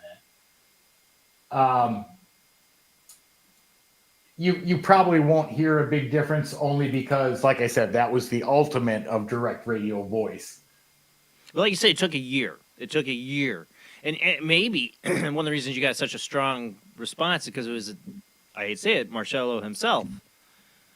Correct. Who else would know better how to get their How to do voice it. coming through clear and without complication? Mm-hmm. So I agree with that.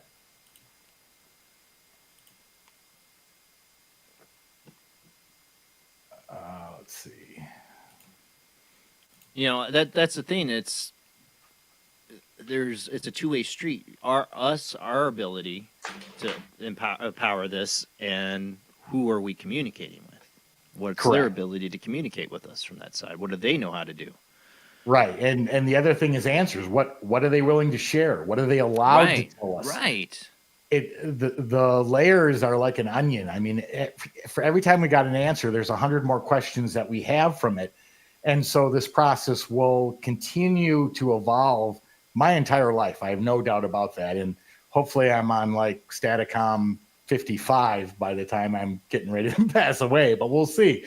But it's a never-ending research. And people always say, why don't you just sit down and ask questions? How were the pyramids built? Did Atlantis exist? I could spend the rest of my life just asking questions. Can I ask? Do you ever notice though, whether it's your own work you're doing or when you're reviewing somebody else's, that there are just certain questions and certain things that no matter who asks it, how you ask it, there'll always be some sort of interference or something kind of seems like it's being hesitant, like being told not to talk about it, or some loud noise comes out, some sort of interference, like, okay, something. Oh, the loud noise, yeah. Like, we are not meant to know these answers, I think. That is an excellent point. And it's what we call universal laws, because we've heard it, I can't even tell you how many times. They will be happy to give us information about things that have already occurred, but I will not, cannot get answers about my future decisions, the winning Powerball numbers, nothing. The reason being, we believe, based off of the years of research, is that we are here on Earth to live this life, to learn, to grow, to evolve, and to become more educated about what life is like, and that information gets pushed back to universal consciousness to grow it and understand through our experiences. 100%. If they were to mess with that, which they're not allowed to do, and we can hear them talking to each other, we can hear them come up and say, don't tell them that. Stop talking. Almost like they're having a quick little like side meeting or something, and it could be anybody anywhere in the country, but it's like you always hear these certain little clues over these same. Well, you're talking about messing with time. questions. You're talking about if they have access, there's no time on Or their things side. to do with like life, real serious life things. If they're not just saying like look inside you or those type of things, but if it's questions about life in general, they'll just. If it's questions about the future, you're talking about they're coming from a plane where there's time doesn't exist. But if they interact with this plane, if they interact with this plane, it's this set timeline they're talking to. And if they interject anything that would alter this timeline, that could have a massive effect to them. Correct. And not only from a time perspective or a multi-dimension perspective, but even just my own life. Like, let's say I asked for the winning Powerball numbers and they gave them to me. And I went out and played and won. And now I'm a billionaire. I go buy my own island. I'm going to be fishing the rest of my life. All of this would have disappeared and maybe never come to life. And so to us. Or you get a bunch of money and now you don't need Bigelow and now you're going full steam. It's like how they say, if you go back in the future, don't step on a mosquito, because your lifeline, you have free will still to make certain decisions, but there's still kind of a path you're supposed to be going. I think the habit you see, though, all goes back to the original methods of communication for most people was the Ouija board. What do the people do when they get on a Ouija board? They ask them all those questions, don't they? I mean, it's just what, the answer is 42 people. That's all you need to know. But that's what I'm saying. You get on and you treat it as trivial, or you have fun with it, and you're going to ask all these questions. And on a Ouija board, I think you're going to have a bad time. On this, you could have a bad time too. go in with good intent and have a purpose. Treat it with respect. Correct. Yeah, you Well need to said. know what you're doing and what you're letting in. And I do how to joke close when we do things out. our shows. I do have a light humor when I do it, but I do try to treat it with respect, at the same time. You got to keep the energy good. That's one of the things. Agreed. Now, what is that possibility, though? Because I've had people ask me, well, isn't doing the spirit box no different than doing the Ouija board? I've been growing up with all of this, and it hasn't affected me negatively at all. I get that, but I do have to ask this. There when you are do this, always there's an dangers intent to open a involved, door. regardless of what form of communication you're doing. But again, you prefaced it perfectly in the beginning. It comes down to your intent. Your What are you intent. looking to I'm not looking get? for the devil. Right. What are you looking to do with it? And what's your inner self like? If you're looking to do something devious with it or for the wrong reasons, yeah, you're probably going to attract something that is giving you answers that isn't gonna be beneficial to you. Just the opposite. But if your intentions are good and your perspective is, I want to help, or then what comes through, we have had one time where we really questioned what came through because it was a strange experience. But outside of that, in 15 years, outside of investigations, we had to have one house exercise because of what was going on there, but we rarely run into negativity.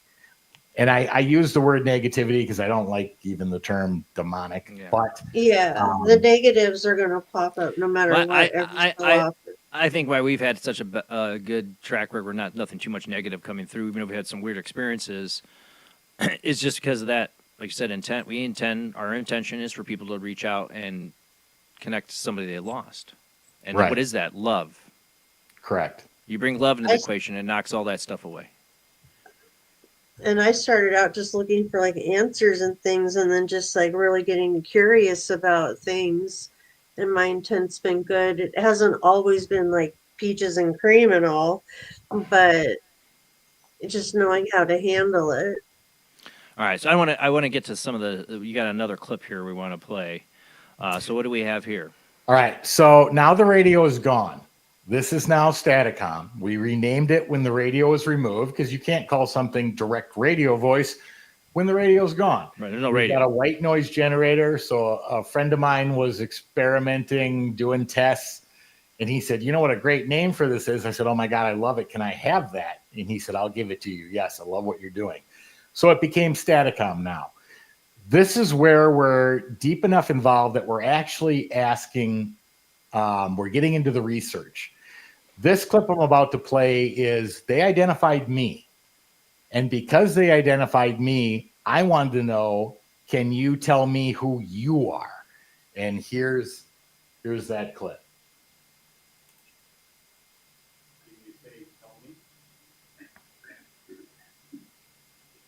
Did you just say rat?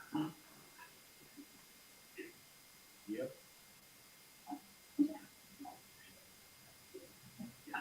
So you know who I am. Can I know who you are? Yes, sir. Thank you. Who am I speaking to?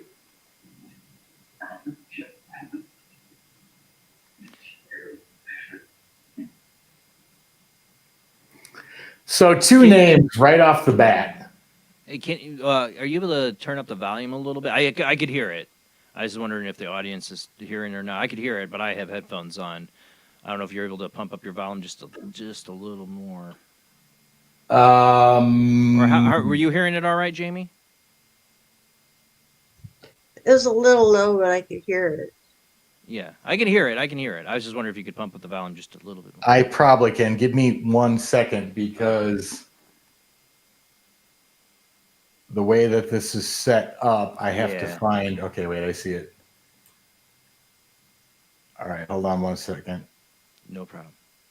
Oh, closed captioning. You can turn that on your end, I think, Gary. It just automatically is on mine. On my phone, I have closed captioning. It's crazy how it does that live. Yeah, I know.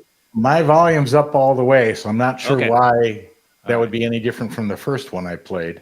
It's all right. I can hear it. If people are having trouble hearing it, headphones you should. You should be able to hear this with headphones. I can hear it with headphones. I was just wondering. I know a lot of people watch it on the TV. I'm not or wearing on their phones. headphones. I can still hear it. I can hear it. Okay, It's all I'm right, not Tony. sure I just why wanted that to one see. was lower, but anyway, to get a first and last name of two people, two different voices that had responded, and people always ask us, "Hey, did you research those names?" We did. The problem is I'm dealing with audio only. I don't know if I spelled the last names correctly. I don't know if there's some silent consonant in there that I'm not aware of. And I didn't ask at that time because this version, clarity would still come and go. We'd get super clear stuff, and then, it would last a couple of minutes. Then it would disappear, and then we'd get 15 minutes a day, a week of garbled stuff before the clarity came back. Right. But it was improvements over DRV where we're getting responses on a regular basis that were clear. Whereas DRV, like I said, the one I played was the only clear one that we got out of DRV ever. Okay, so the next one I'm going to play, and let me just pause this for a second because I want to explain what's here. So again, we're getting into the research. So in this clip, I'm human. So when I speak, I use my vocal cords. I create sound waves in the atmosphere.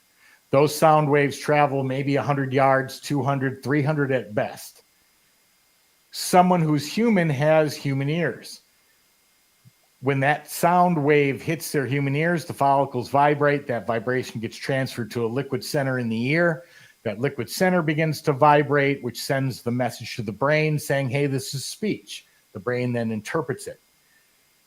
If spirit or consciousness is no longer embodied and they are somehow answering me when I'm not speaking in a mic, it's not being transmitted.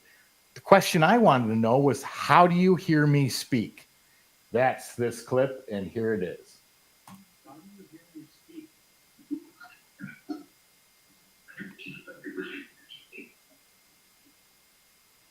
Play it again. Play it one more time. Sure. How do you hear me speak?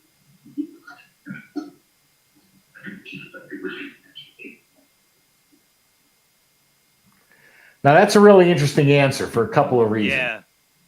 We did EVP work for years, and there were times the answer would show up on the recorder before I even finished asking it. I had that experience too. This explains how that occurs. Right. The other tie-in is that there's a new scientific theory where, they're starting to investigate whether consciousness truly does survive death. And it's called the survival theory. And this answer literally supports the survival theory that consciousness would survive death. Energy of your mind. That's what Correct. it says. Correct. Because what are we but just energy? Right. Is that mind meaning brain? We don't think so. We think that's consciousness, not mind as in your physical brain. And it's interesting. I mean, energy of your mind, it's like I said, that person involved in it is the medium of it, in a sense. Without Marcello there, the device is quiet.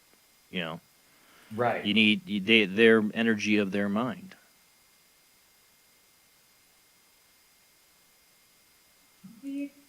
All right. So here's one more. This one's 2.0.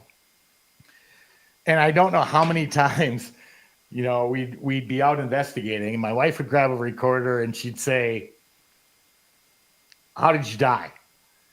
And so I'd always say to her, look, first of all, if they're truly dead and consciousness didn't survive, you're not going to get an answer. It's physically impossible. If consciousness was produced by the brain, and when the brain dies and the body dies, consciousness dies, there would be no responses, there would be no EVPs. So I was doing, I I was doing testing, and my wife came up behind me, and she's like, "How'd you die?" Well, this is the first time we ever had somebody respond. And I'm going to play that now. Do you know how did you die?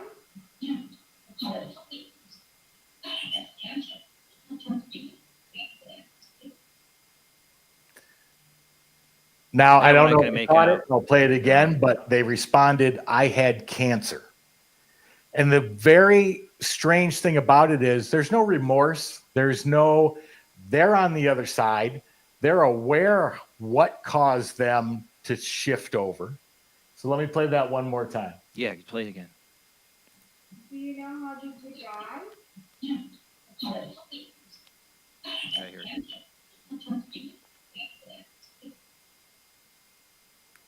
There's So more that's there, but yeah. Are you still having trouble hearing it? I could hear it. I heard it this time, the cancer, but it sounds like they're saying as it's trailing, it's getting more gargle-like. They're trying to tell us more. Oh, yeah. And that was the problem with 2.0 is that there was lots of information coming through. But when my wife and I started pulling apart where 2.0 was, we determined what we felt the problem was with the communication coming through. And when we hit 3.0, we've rectified that. So let me see what I've got. You know, when I first started investigating, the guy who taught me his name's Mike McDowell. He said, I wouldn't go about right away asking, how did you die? He taught that in his class. Like, don't make that your first question. You might not want to ask it. Because he says they might shut down on you. Because what if they don't know they're dead?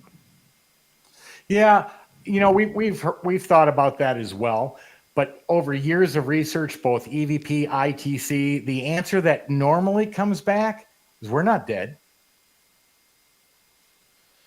Yeah, I've gotten that on EVP. Yeah. And by the fact that they're responding, no, they're not. They may not be in the same form. They may be now energy, frequency, and vibration.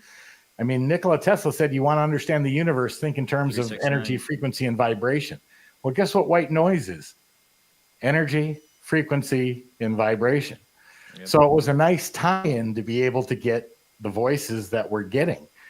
The other thing about energy, frequency, and vibration is that people always say, how are they speaking? They don't have vocal cords. Well, guess what? You don't need vocal cords to create sound. You need energy, frequency, and vibration. That's how a guitar works. The energy is in my thumb. My thumb plucks the string vibrates and produces a frequency. And then they're like, yeah, but that's a little different. I said, okay, does your radio have vocal cords? Because what are you hearing? Right. Speech. How is that, or vocals?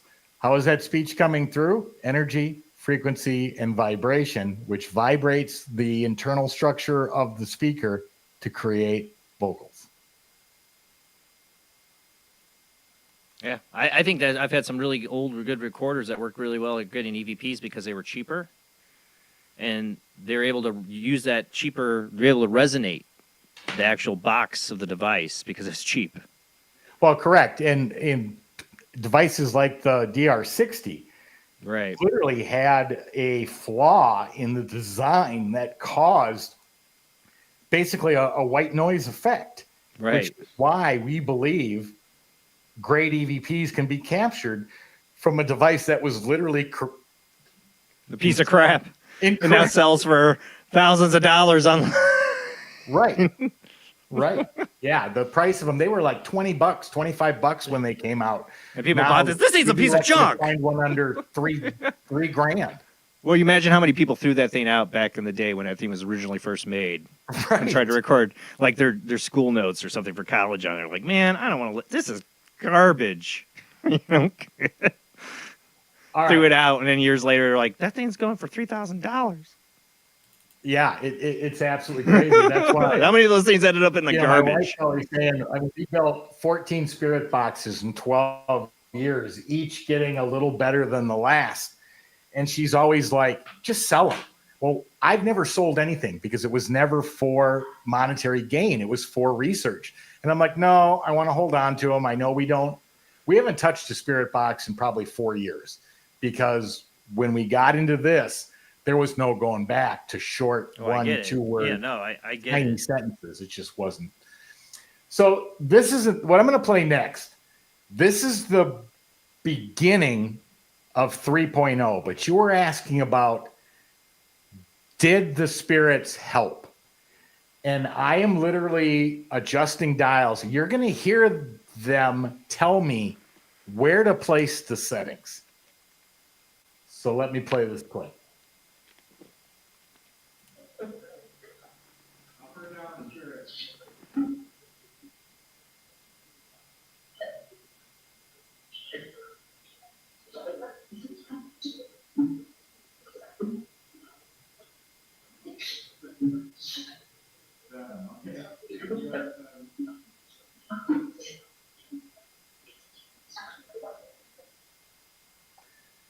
And guess what? 7 was the perfect setting for what I was doing, and the rest of the night we had clear communication. So to say that, if people are skeptical, well, oh, come on, spirits aren't telling you where. Yeah, they are. They really do. No doubt that about setting that. is it, for that kind of setting. Was that it? That set? It was that, or is it something like you have to change it every time? No, once we set it there on that particular component, we didn't move it. I haven't moved it since then. That was probably 3 weeks ago, 4 weeks ago, or longer. All right. So now we're in that was still testing of 3.0, or was that 2.0? I don't remember. But anyway, now we're going to go into the initial, when I got everything upgraded that I wanted to do to make changes. And I wasn't even done yet. By the way, Gary, who's watching, I want to mention this really quick, Tony. Tony, really quick.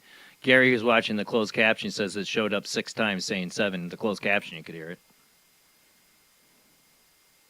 Correct. And we've noticed that too. The closed caption, will it catch all of it? No. But is there enough of it to catch that is validity to what we thought we heard and being said? Absolutely it does. So that's really cool. Yeah.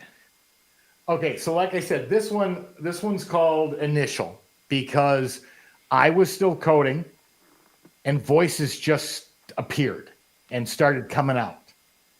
And I wasn't even done yet. So my wife grabbed her phone, hit record, and started to comment and ask questions.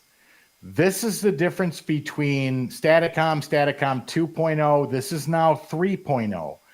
What the biggest difference is that A, the clarity of the communication does not get lost anymore. We can have clear communication back and forth for as long as we have it on. This is how it started. This was the first clip when voices just appeared out of nowhere. And also watch, because they also give me information. I was tuning again, and they literally say, perfect right there. And I stopped. That's in this clip. Here it is.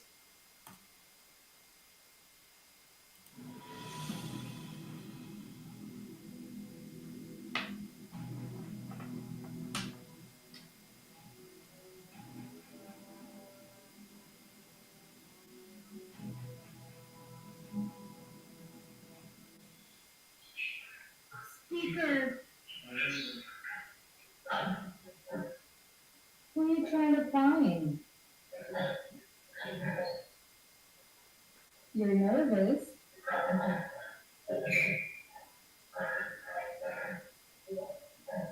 What? Yeah. Are you trying to send us a message? Roger. Roger meaning yes, or Roger meaning Roger? Are you talking about Roger Martin?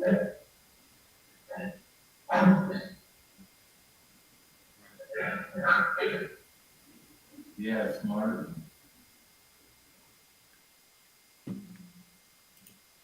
that's pretty two-way.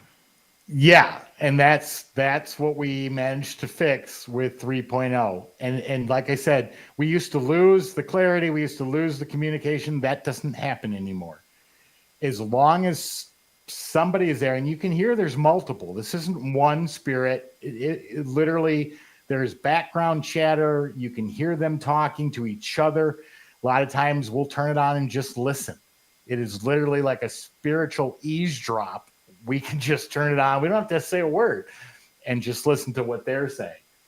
So then the next one that I'm going to play, and I believe this was the same night, but my wife told me that she wasn't feeling well.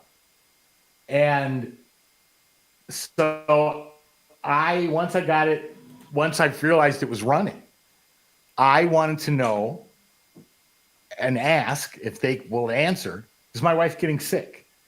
And you'll see the response they gave. And my next question is, what can she take? Well, they answer that too.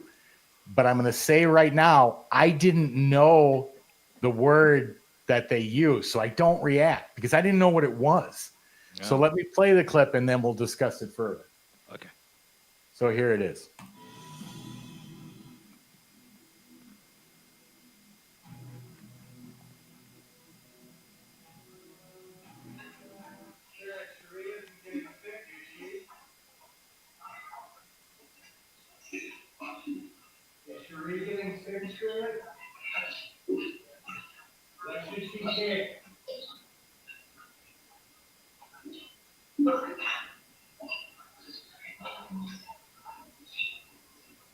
Who created Staticom?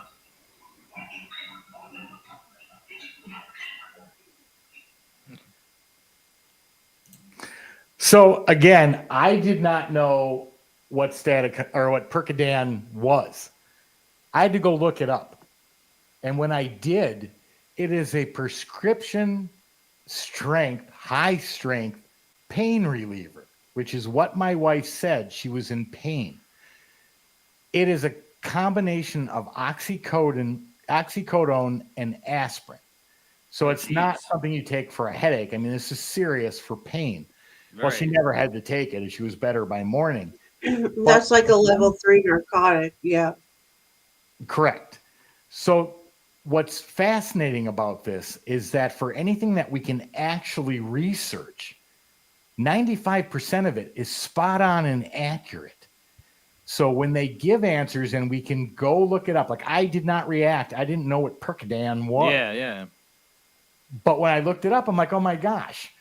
And that's one of the reasons we said we have to use this for cold cases to see what can be done. Because if it's something that already occurred, the accuracy of the information given seems to be just phenomenal. And that's what you need in a cold case. You're going to need some accuracy. Correct. And you're going to need some two-way conversation to figure, to really get it. That would be amazing.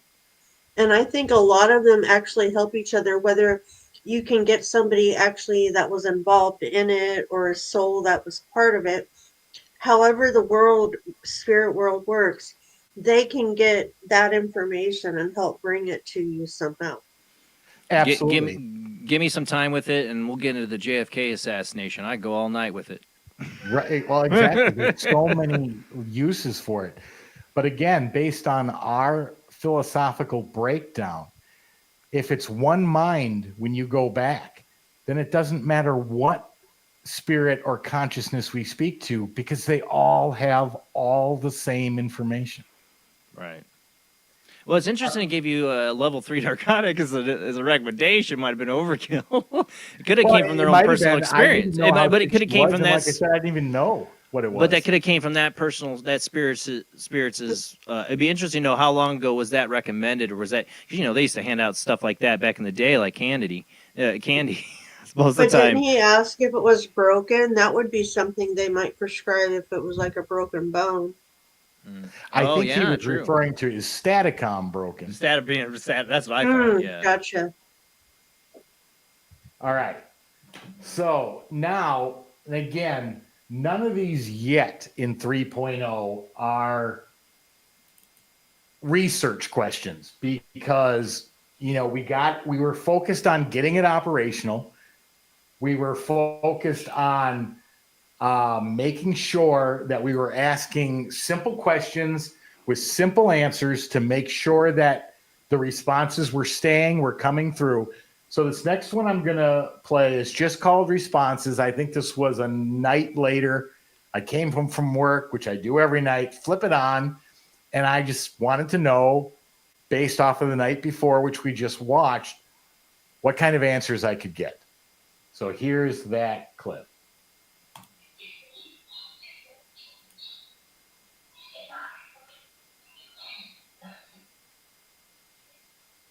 Rathman, I heard you say Rathman. Yes. What did you want to say to Roger? It's Tony.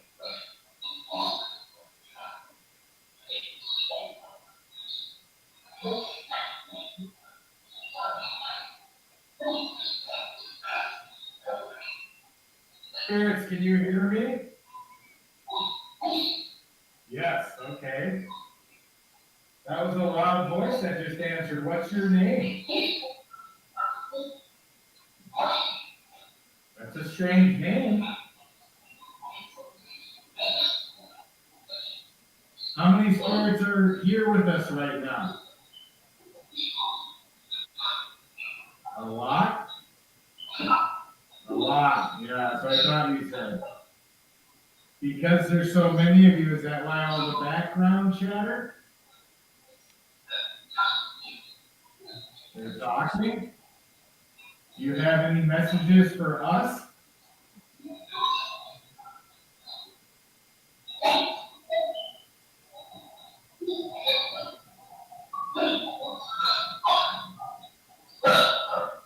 Rathman, I heard that. Did you hear what it told you to be careful? That's amazing. But it told you to be careful. Yeah, and we think we know what they're referring to. Kind of like in a motherly way, too. Like, you've done it, but be careful. Yeah. Well, think about, and I get uncomfortable even saying this because of putting the idea even out there. But what's the most dangerous thing of any new technology? And that's it falling into the wrong hands or being used for the wrong purposes. Mm-hmm. That's why I was talking about the whole dire wolf thing and them exactly cloning, right? We, on a device prior to this, helped with a cold case, recorded the answers we got and sent it to a friend of ours who was doing the cold case. She ended up turning over the information to the police department, which then we didn't know this, but the FBI was involved. I got a call like 3 days later from the FBI going, where'd you get this information? No. That's So not I how you explained go it. I about said, it. it's a spirit box. We built it. He goes, did you patent it? I said, no. He goes, why not? I said, well, if I patented it, it's public information and anyone can go look up how it's built. His response to me was, good point. But when you think about those, when I heard that, that was the first thing that came to my mind. Well, think about it. If you make this work, the CIA is going to want it. I mean, look how much money they spent on remote That's viewing. what I'm already thinking. Like, if they don't have stuff like that, that's up their alley. I wouldn't put it past them. They already have, but Mm-hmm. they already have something like this. I know, knowing somebody in some deep dark think tank has experimented in this. I'm sure within the CIA, they stared at goats, man. It's possible. All right, so let's go to let's see, this one.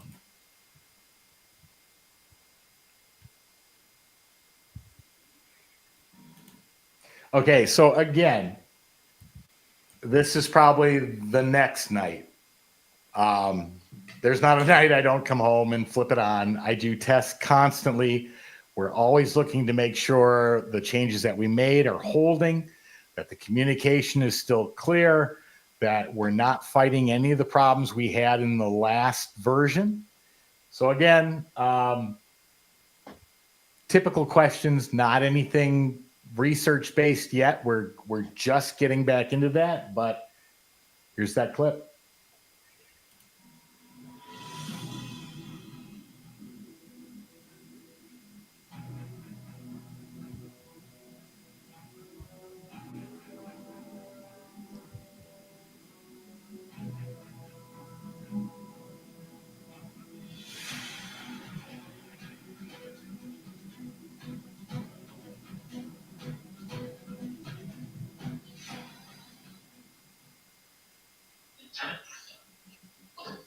What?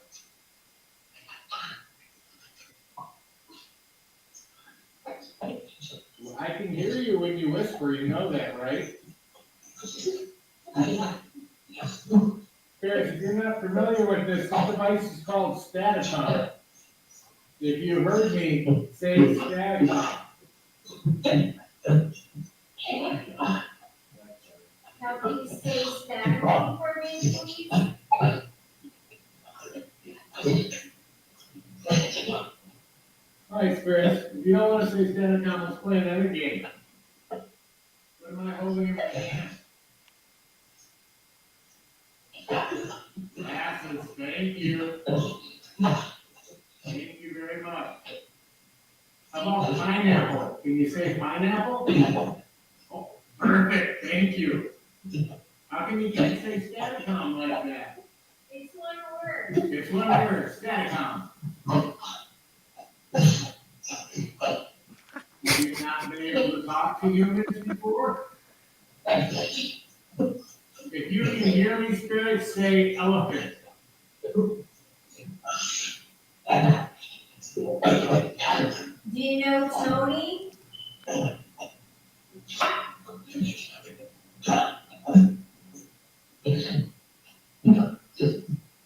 It's me. If we use this device to help cold cases, will you answer the question? Yeah, sure. You bet. Thank you. That will help. That'll help a lot.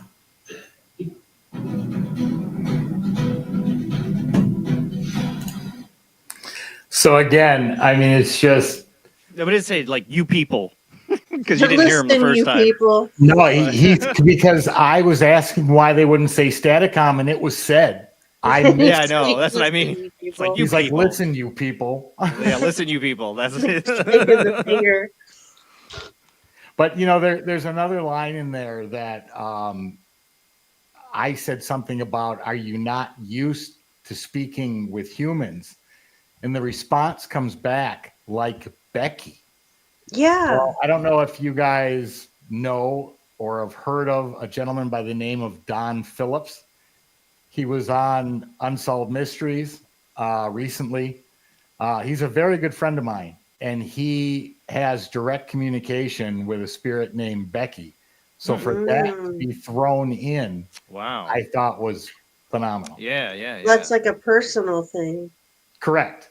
But they knew I knew because I talked to Don multiple times a week. But for them to be like Bacci, I was just like, wow. So they throw it in so that you know that they know that you know they know or whatever. Right. Or they knew that I would catch that. Yeah. Yeah.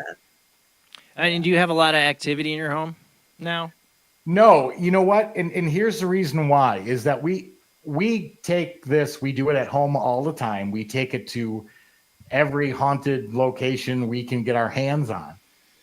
But we will never consider a place haunted based on getting vocal responses. Right. Because the fact that time and space, we believe, is irrelevant to them. They don't need to be in the location we're at. So therefore, those voices can be coming from anywhere. Now, do we get voices that may be at a location? Absolutely. And we can tell that by what they say, how the questions are answered. When we were running this in Tombstone, they were talking about the bird cage, the prices of liquor, the prices of prostitution. So they clearly were there at one point, or were still there, and were communicating based on what they knew. We will do experiments. Shocked by inflation? on Weird Wednesday, where Rob's in Florida, I'm in California, and we'll both be running like ghost boxes. We have little experiments we do, but I'll ask a question, get a response on like his box, like over there, like vice versa, and right. we'll ask like, "Are you with us?" Sometimes they are, sometimes they're not. Sometimes they're somewhere else. Like I don't believe they have to be like in the room. That's why I was convinced that this would work. That this will work with a live audience and connecting with people. Oh, it does. Like I said, we haven't done yet. We've tested. The last test we did, people are like, oh my God, yeah, I can hear it. But it still doesn't sound the same running it through all the audio transfers, the digital, the analog. Are you running it into, so coming out of that, the whole setup you have, are you just running the audio out into another mixing board into the computer? No, I'm running it through a device called OnStage. It's a direct converter from digital back to analog, then to XLR switches that allows us to run it on live by then plugging it into the same mixer that's running our mics. Okay. All right.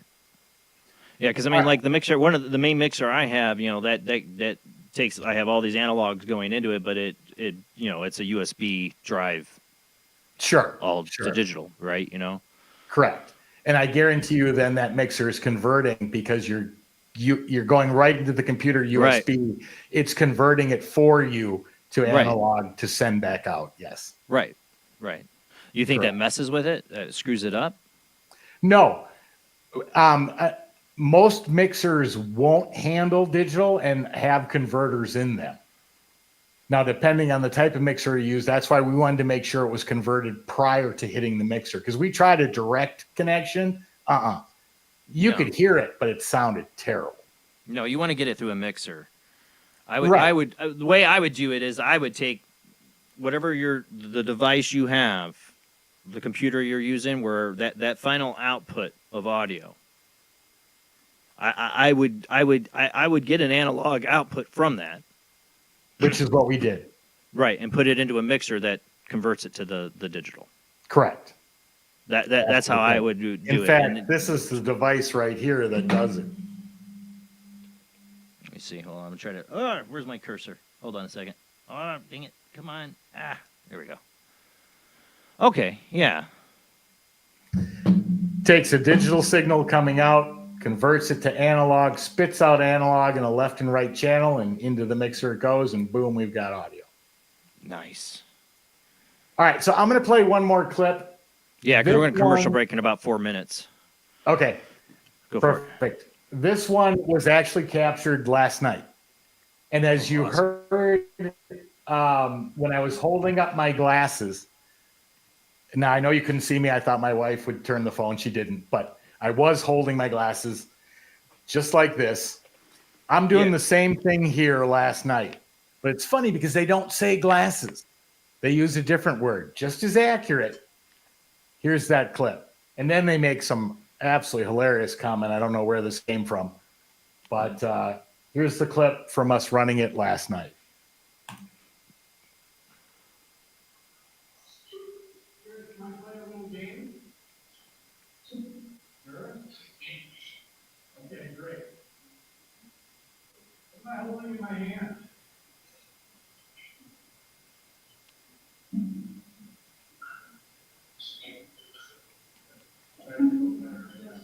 What else? What's the other name for this? What am I holding?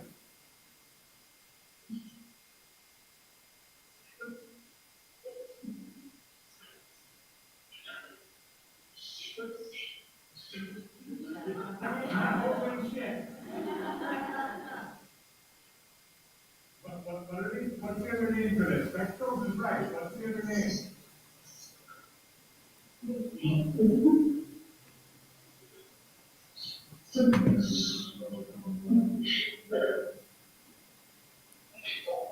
All right. I heard the spectacles. I had a feeling that's what it was the gonna glasses was really low. You could hear it in person there, but it is there. There is no doubt about it. it's there. But that's a brief history of probably the last 4 years of us doing spirit communication. And, well, the more you do it, the stronger it gets. I've heard that from everybody that gets involved in this research, right? Correct. And I think I've seen people have a lot of success if they set a certain time to do it. You know, like for you, it's coming home from work, so they know to show up then, right?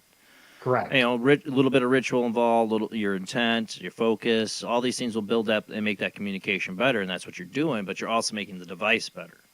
Correct. You know, I think I can't wait to see this, like, when you do get this going live. It's just because when people are hearing the clips, they're not, you know, like you there standing with your ears, you're picking up the audio a little bit better. Of course, you missed them saying Staticom. You know, you do miss stuff, but you know, you're picking up better. But when you're trying to hear it through a recording or it's picking up the echo of the room, it's kind of hard for people to hear. I think once you start getting this direct line into a mixing board, into a live setting through a live stream, people are going to really hear it. And like, you know, like tonight, just playing the clips, the people have the live closed captioning. I think it's going to pick up stuff. It definitely will. Yeah, I mean, it is a complication on so many factors, and we're trying to address them all. We're trying not to deviate from what basic materialistic science says or what religion claims.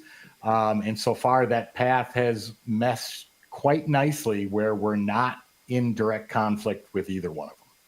Nope, you're just trying to see what's communicating. You know, you're giving an opportunity to research it and hear it, trying to make this direct line. We can get to that point. We can start asking the big questions, and maybe the answer will be 42, like I said. You know, but right now we got to get that two-way communication, and you really seem like you're getting it. Out of all the people I have had on this show, this is one of the things I'm most excited about. We're going to go to our last commercial break. Again, guys, if you want to call in after we come back from this last commercial break, we'll have about a half hour left. Call in tonight if you got a question for our guest, Tony Rathman. We're talking about the Staticom tonight, talking about two-way communication with the spirit world people. That's what we've been searching for, 10 years of doing the show, stuff we're trying to get, and we will get him back on the show once he starts getting this running live and have you guys call in and talk to it next time we have him on. But we're going to go to commercial break, and we'll be right back after this short commercial break.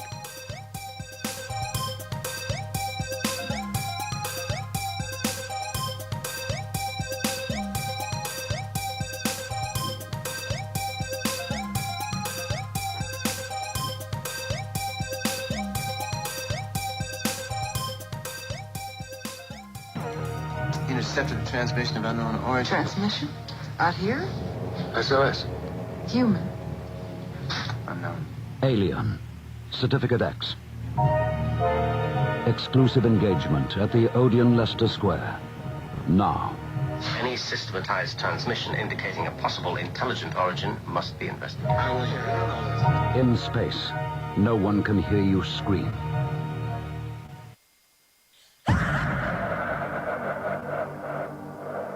If you are interested in discovering the truth about the paranormal and want to hear from leading researchers in the field, join Justin Brown on his 3 weekly shows named My Paranormal Soapbox, Necromancer Live Show, and the Supernatural Symposium, live on Facebook, YouTube, and InterfaceDeath.net.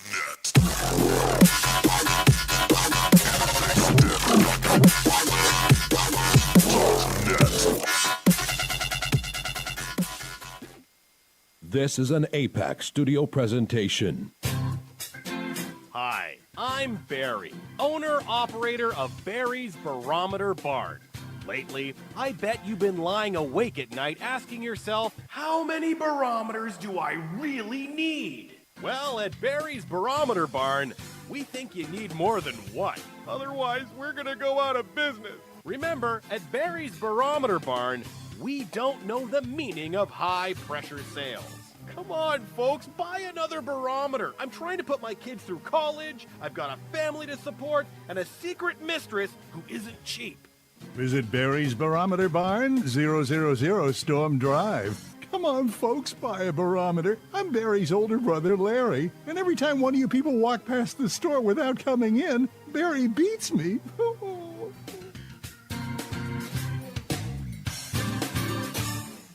This has been a presentation from Tim Morgan's APAC Studio. For more almost professional amateur comic studio content, visit the APAC YouTube channel. Search APAC 2002. That's APAC 2002 on YouTube. When Alex Gardner is asleep, he has an extraordinary gift. The government wants it, the scientists want it, but to keep it may cost him his life. It might be better if Alex didn't sleep at all, but he cannot resist entering the dreamscape. Can you? See Dreamscape in the West End and all over London now. Certificate 15. It takes an extraordinary adventurer to enter the dreamscape. Are you intrigued by Paranormal Talk Radio? You'll love the new Paranormal Radio app from Talkstream Live. You'll find a great selection of talk shows covering UFOs, ghosts, strange phenomena, and much more. Download the Paranormal Radio app now and start listening to the very best in paranormal talk entertainment, including the network you're listening to right now, the Paranormal Radio app, free in Google Play and the iOS App Store. Join us every Wednesday night at midnight Eastern Standard Time for Weird Wednesday, the live stream, with your hosts Jamie, the Living Dead Girl, and Rob, the Phantom, where we'll talk about all things paranormal, including zodiac, astrology, tarot card and oracle card readings, live ghost boxing and spirit communication, where we'll do Voices from Beyond, the Cold Case Files.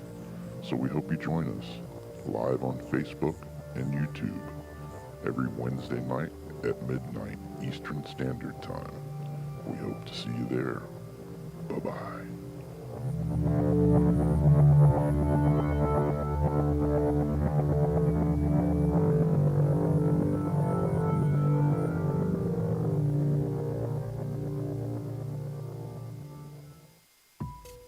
Since 1948, Fate magazine has brought you reports of the strange and unknown, all of them true. Fate Radio is carrying on that tradition, bringing you the unusual, macabre, strange, and bizarre. Join host Kat Hobson Sunday nights from 8 to 10 p.m. Eastern on WBHM Digital Broadcasting.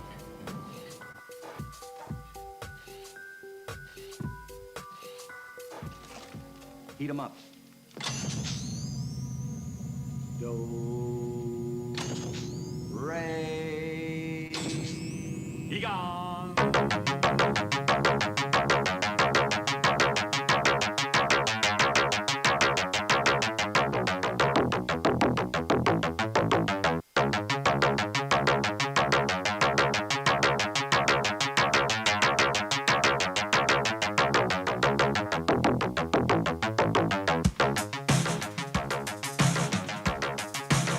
You're listening to Paranormal Soup, bringing you the weird every Sunday night. Call into the show and join the discussion. The call-in lines are 219-230-4444 or 260-225-9419 or by Skype caller ID OOJBland00 or JBland Paranormal Soup. And now to your host, Jason Bland.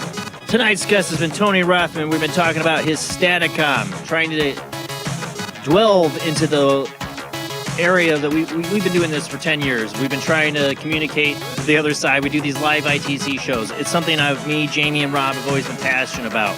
But what we've always been trying to strive for, what we always wanted to see with all these different developers and, is this two-way communication. No voices, direct radio, no voices or radio. Nobody can say it's anything but that. That's what we're striving for. And I want to see it happen. I want to see this happen live on the show. We're going to get Tony back on to do this once they get it running. And I can't wait to see what will happen. I think it's going to be incredible. Now, you want to call in and ask our guest a question. We've got a little bit of time left. Phone lines are now open. Call in, join the conversation. But let's get back to our guest.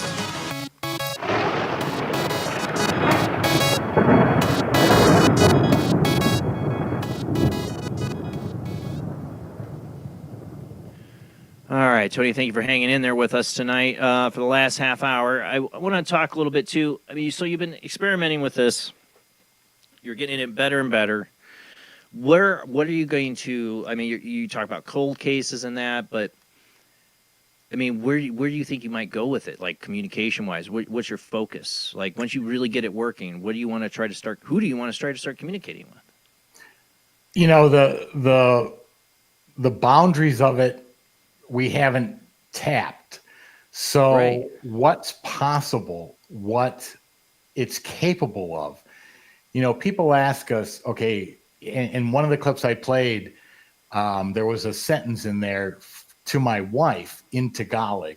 And she's like, oh my gosh, that's perfect pronunciation. That's Tagalog. And I said, well, what does it mean? And I posted what they replied.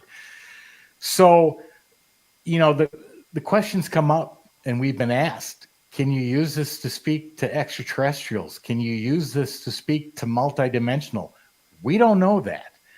We do know that the majority of communication is in a language either my wife or I understand, and it's human-based language. You can take any language. You can take English, you can translate it into Chinese, from Chinese to German, and just keep going down the line. Why can we do that? Because we're all on the same planet. We all interact with the same mechanisms, objects. So it's literally just a matter of understanding the language, how it's being used, and what words to put in where. It's the same reason we can't translate dolphin squeals. We don't live underwater. We don't know the atmosphere and environment that the squeaks and squeals refer to. We know dolphins can communicate with other dolphins, but it doesn't allow us to do that. So when someone says, do you think you're getting messages from extraterrestrial? I can't answer that, because when all speech that we get is in a language that we understand. So if that even is possible, they're speaking our language with their understanding of our world. Look at anybody who has an abduction experience. Most of the time they talk about mind speak. They talk about the aliens that aren't moving their mouth. They're talking to them in their head, and they're talking to them. They're understanding them. That is an excellent point, and that's where I was heading next. Mind People energy. who have that say, well, they were speaking, but their mouth wasn't moving. So they obviously do have that ability. Could then Staticom be used? Absolutely. In my mind, it could. So we don't know the drawbacks. But, you know, have we thought about progression? Absolutely. When we get the vocals to the point, and we're almost there, to how the original two-way communication we had planned to do, what's the next step? Visual. Can we add, you know, and Sonia Rinaldi and a lot of other people That's a whole other level. Great visuals. Yeah. There's been some communication back and forth. Would that be possible to combine the two? I would think it's possible. Do I know the answers of how to do that yet? No. But half the things I've gone through lately, the getting it to run online, the making Staticom work, I didn't know the answers when I started either. It was through the research that spelled it out. So that would be something I'd like to see.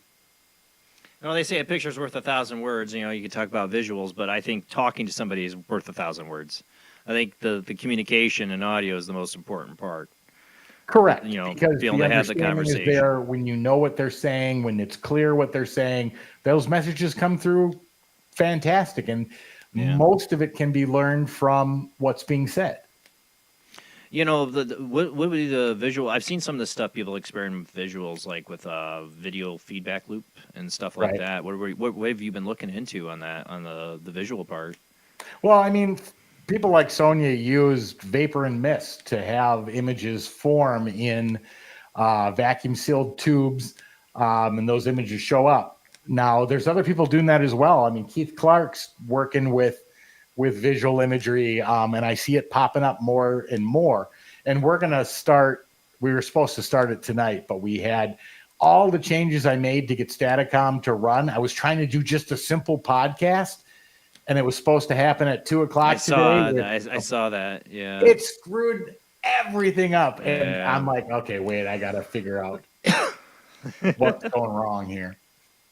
And we did. We literally corrected it by evening, but it was too late for us to go back to that podcast that was supposed to happen. But our guest was Elisa Beaver, and the EVPs she can get, and I want her to explain how she's doing it, because she's told me, she sent me EVPs from people like, I don't even want to mention names. We'll let the show happen, but it's incredible from an EVP perspective. Yeah. And again, it's probably her. I mean, like I said, when it comes to EVPs, it's partly the person trying to record them. Without a doubt. I've seen it. I remember investigators would go leave a recorder in a room by itself.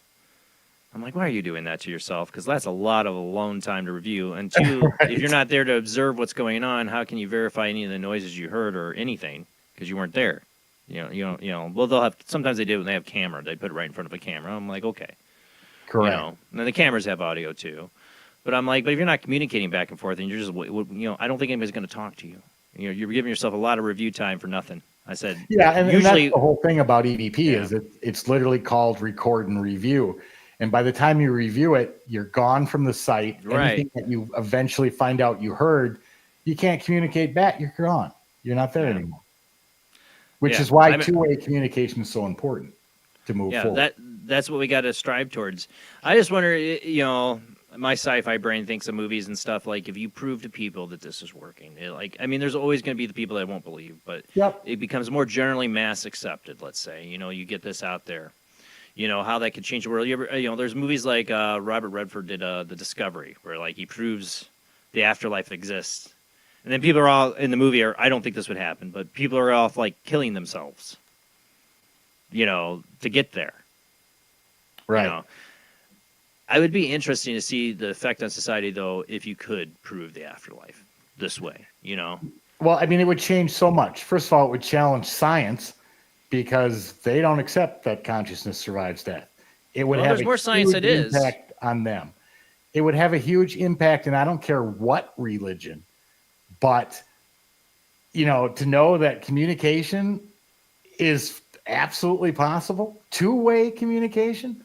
Well, you're going to get you're going to get to the bigger you get with it, the more you show that it's real. You're going to get people that they believe it's real, but they're going to say they're all demons. That everybody you're talking to is a demon. We hear that. I'm sure. Oh, I know you do. We've heard that for the last I don't know how many years. Oh, I'm and sure the big thing with religion is people the Bible says, "Do not speak to spirits; they're demons." Right. Okay. Well, we've gotten some unbelievable information that didn't seem to be negative in any way, shape, or form. Now, can I prove that it's not? No, I can't. But neither can they. So it's one of those standstill battles. It's been 15 years we've been doing this. Have I been possessed? Well, there was one time that my wife thought I was, and there were some complications, but that was not from communication. That was from being in a location and my wife saying, if you need energy, use my husband's. Well, don't do that. Don't do that. God, I've yelled at investigators for doing that. Don't do that. Right. Yeah, never give something permission to use your energy. I've tried to people on my show. Don't do it. Don't do it. Right. That was probably 14 years ago. She's never done it since. Thank God. Yeah, you'll have a bad time. And I did. Yeah. And she offered you up. She did. She absolutely did. And she's Didn't never use done my it energy, again. use his. Exactly. Yeah, I was sacrificial lamb there. And you were the sacrificial lamb. Yeah, but then again, what it is intent. You got to watch out how you do these things. It's not a toy. Don't play around with it, and watch what you say. Don't give something permission to use anything or to be inside of you or anything. Well, especially when you don't know what you're dealing with. And like I said, people ask us, well, how do you know who you're speaking to? Bottom line is we don't. We can get information, we can ask research questions and assume based on the answers. But do we know that with 100% certainty? No, we don't. No. It's like talking now to support for IT. Am I talking to a human being, or is Jessica AI and this is all just fake? That's where we're going to be. No, you're absolutely right. That's a great example. We can have all circumstances line up and have these wonderful photographs that are personal, and everything lines up in your stomach. You just know in your gut feeling like that had to be my dad. I feel this feeling only from my dad. And you have this like special feeling. You might have gotten one of your signs, this or that, but I can still never say 100% that was him, because I think that if something knows everything about you, and it can, it's going to know your keywords. It's going to know the special things between you and your loved ones. And I'm gonna try to call Aziriana. She was trying to call in. I just noticed she said voicemail. Oh yeah, no, I agree with you, Jamie. That the other thing I like about Staticom is that we literally can create a seance, but without a third person interpreting back to everybody who came to listen. They're not hearing it from a third party. They're hearing it directly, which to me... We're all hearing it. Right. Everybody hears it at the same time, and you're not getting somebody else's interpretation of what they because think who knows better besides the person themselves? They don't need somebody else to interpret them, like something about their life or this or that. Like, this person's going to hear it. They're going to recognize it. They know their life better than any of these people are going to know. All right. Yeah, I think I'm not having any disrespect for psychics. There's some really good ones out there. I'm just saying, me personally and a lot of other people, I want to hear it firsthand, and Staticom allows that. Well, what I think is if this becomes more prominent and people start realizing that this is real and that a spirit's real, it will open them up to be more able to communicate with their loved ones on their own without any device. Correct. Because they're around 24/7. Right. They are watching. They can see us. We've done tests. What am I holding? What color's my shirt? What did I do last week on Tuesday at 6-something p.m.? Boom. They will answer it and be correct. It's mind-blowing. All right. I want to see if we got it. Is Ariana? Are you on the line? Yes, it's me, Jason. How are you? Hey, how you doing? Good. I don't know why I went to voicemail. It never notified me you called. I had to go look at the log. Sorry. I don't know, but I'm glad you called me back. Yeah. Anyway, this guest, he's excellent. Please have him on again. And we will. Thank you. I'll tell you, this whatever he calls it, I can't remember the name, but that is the clearest that, and I don't have to do a guessing game. Right.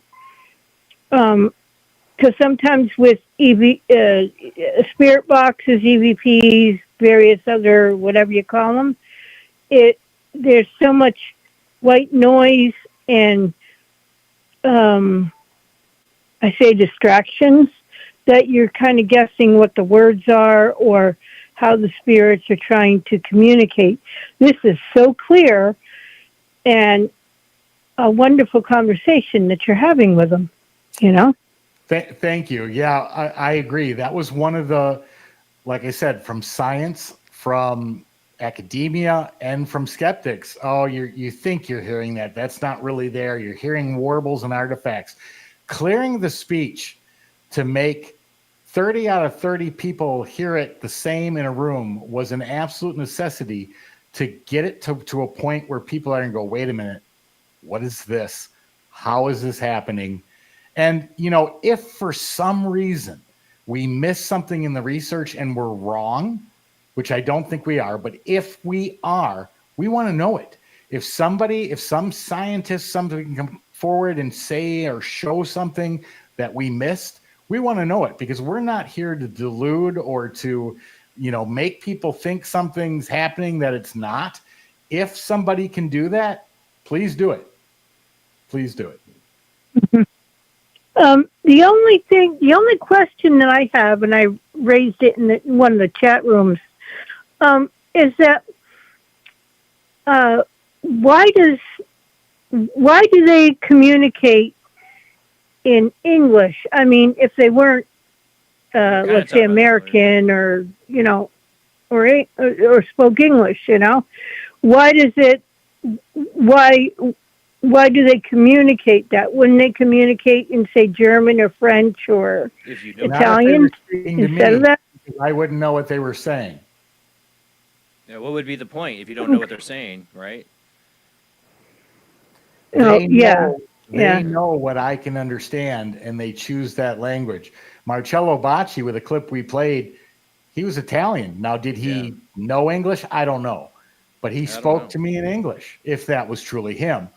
They will speak. If it's just me, I only get English because that's all I can speak. If my wife is with me asking questions, she'll get English, Tagalog, Japanese. Mm-hmm.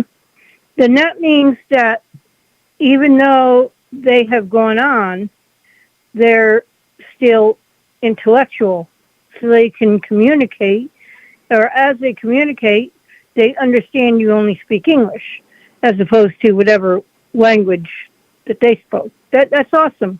That's awesome. Thank you. Thank you. That's awesome. Thank you. I look forward to your work, and don't give it to any predators. Don't sell it. Keep it to yourself. Yeah, we won't. We've never sold anything. Yeah, one of the questions in the chat room, or I've seen a couple times, is are you selling? Yeah, this you know device? how that. You're You know how that always ends up. Yeah. People are. So, Thank you for calling in. And my prayers go to Rob. Thank you. Paranormal Soup family and Rob and his family. Thank you. Thank you. Thank you. Bye-bye. Bye-bye. But yeah, I've had in the chat room quite a bit asking, are you selling this device? You're not. It's not something you're selling. Eventually, do we want other people in the paranormal to be able to get a hold of it, be able to do their own research? The problem is that this is not a spirit box where you buy it, it's shipped. It's one component with one on switch and you're good to go. This takes a little more savvy technical knowledge of frequency, of physics, of patience. I mean, it took us a year to get the one DRV that was clear. So are we improving that? Absolutely are. Will there be a point where this will be able to be compiled in some simpler form? Program. Absolutely. Absolutely. Yeah, when it does, you better let me know. Absolutely. Because I want one. Because I do. I mean, because to me, this is the future of where we need to be going. What I've always been interested in is a way to get to this point where we're taking white noise, we're slowing it down and extracting, because I've always felt that was where it is. That's where the communication is. And that was our thought process too. And we wanted to know if people talk about this, if EVPs can be captured, can we truly do this? Can we make two-way communication with something who is not in front of us, not visual, not using radio, any other wave or technology, no AI? Can we do this? Well, it's happened. All right. Reminder from your wife. Mention about the class. Oh, she is talking. Thank you, Cherie. She is talking about Keith J. Clark. If you don't know him, look him up on Facebook. He is the one who helped us originally put together the electronic version of DRV, and he will teach you what to use, certain mods to use to get voices. It's not going to be the clarity you heard with Staticom 3.0, but you'll be able to start where we started and figure out, oh my God, this works. I'm hearing stuff. And then you can experiment changing things, putting in different mods, but Keith J. Clark will teach you how to set up the original. I will be looking him up. That's him. And he's even got posts up that says, hey, I'll teach you how to do this. I think he even has one that says, I'll set it up for you on your computer, and he can do it remotely. I'll drop some links in our chats. Yeah. I'd like to talk to him because I'd like to try to get a new setup or something going on live for my show. Because I haven't done it a long time because I got apps. I like them and all the apps work good, but it's like I want to do something more, I want to get better communication just like you for the people that call in. My problem is I have two cell phones set up for the call-ins, but half the time I'm running through the app or my effects through one of those cell phones, so I have to cut off a phone line. So it's great when I have somebody else on, like you or anybody else, when they run theirs, because then I can keep both phone lines open for people to call in and Usually when we do these live shows, when I advertise we're going to do live ITC, then everybody shows up. Then I got big numbers of people, just to warn you, when we do get you on to do this. I do draw a lot of attention. All I have to mention is that we're going to be doing a live spirit box, and it brings people. Some people I think they only watch the show, and I probably haven't tuned in a long time because they only tuned in they saw us for the spirit box stuff. Yeah, well, when we're ready, like I said, we have maybe 1 or 2 tests left. I want to see if I can get the clarity just a step or 2 more up, so it's as close to live, because live is just phenomenal. It is so clear, and it's right in. But there's something still restricting the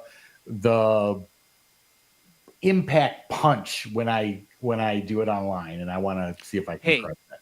If you ever want to hit me up, Tony, I'm serious. I will do that. I will do that. Just me and you, we can get into a video call, test it out, and see if I can offer any input as an audio person. That would be great. Straight live streamer. I would love to help any way I can. I totally will help. Awesome. Appreciate that. Because, like I said, I don't get into this subject much anymore. Like I said, it's gone stale, and it's nothing against the people that do it. Keep doing it. Keep doing what you do. Keep building that communication. Just for me, it got stale. It's like I want something more. I want to do what you're doing. I want to get it that further. I just don't have the time or money or technology right now to get that deep into the involvement. Like I used to experiment a lot in it. Jamie knows all the different stuff I would try. Sure. I just haven't been able to. And so I'm really, happy that that somebody is pushing this forward. And because we need to. I honestly think, like I said, I've had I think a lot of the people who watch here have all had their personal experience with somebody coming through to them from the other side. But there's millions of people out there that have never had that experience. Correct. And to them, death is death, and you're gone. There's no their loved ones are around. I want that to change in people's minds. Yeah. I want people to know that spirit and your loved ones are with you. I want people to know that God's real. Right. I'm not in choosing any religious faith in that knowledge. I'm just saying that there is something at the end of the tunnel, the light that's always there with you. I think it would change. Humanity needs a huge change, and I think this might be able to help. Say, hey, there's there's more, so much more than just to what you do here, and if you are negative here and you're bad to other people, that's going to carry with you. And, what the consequences are, I don't know. But if we're all from one, and even religions say that, you're part of God, you're part of that. And it doesn't matter what religion.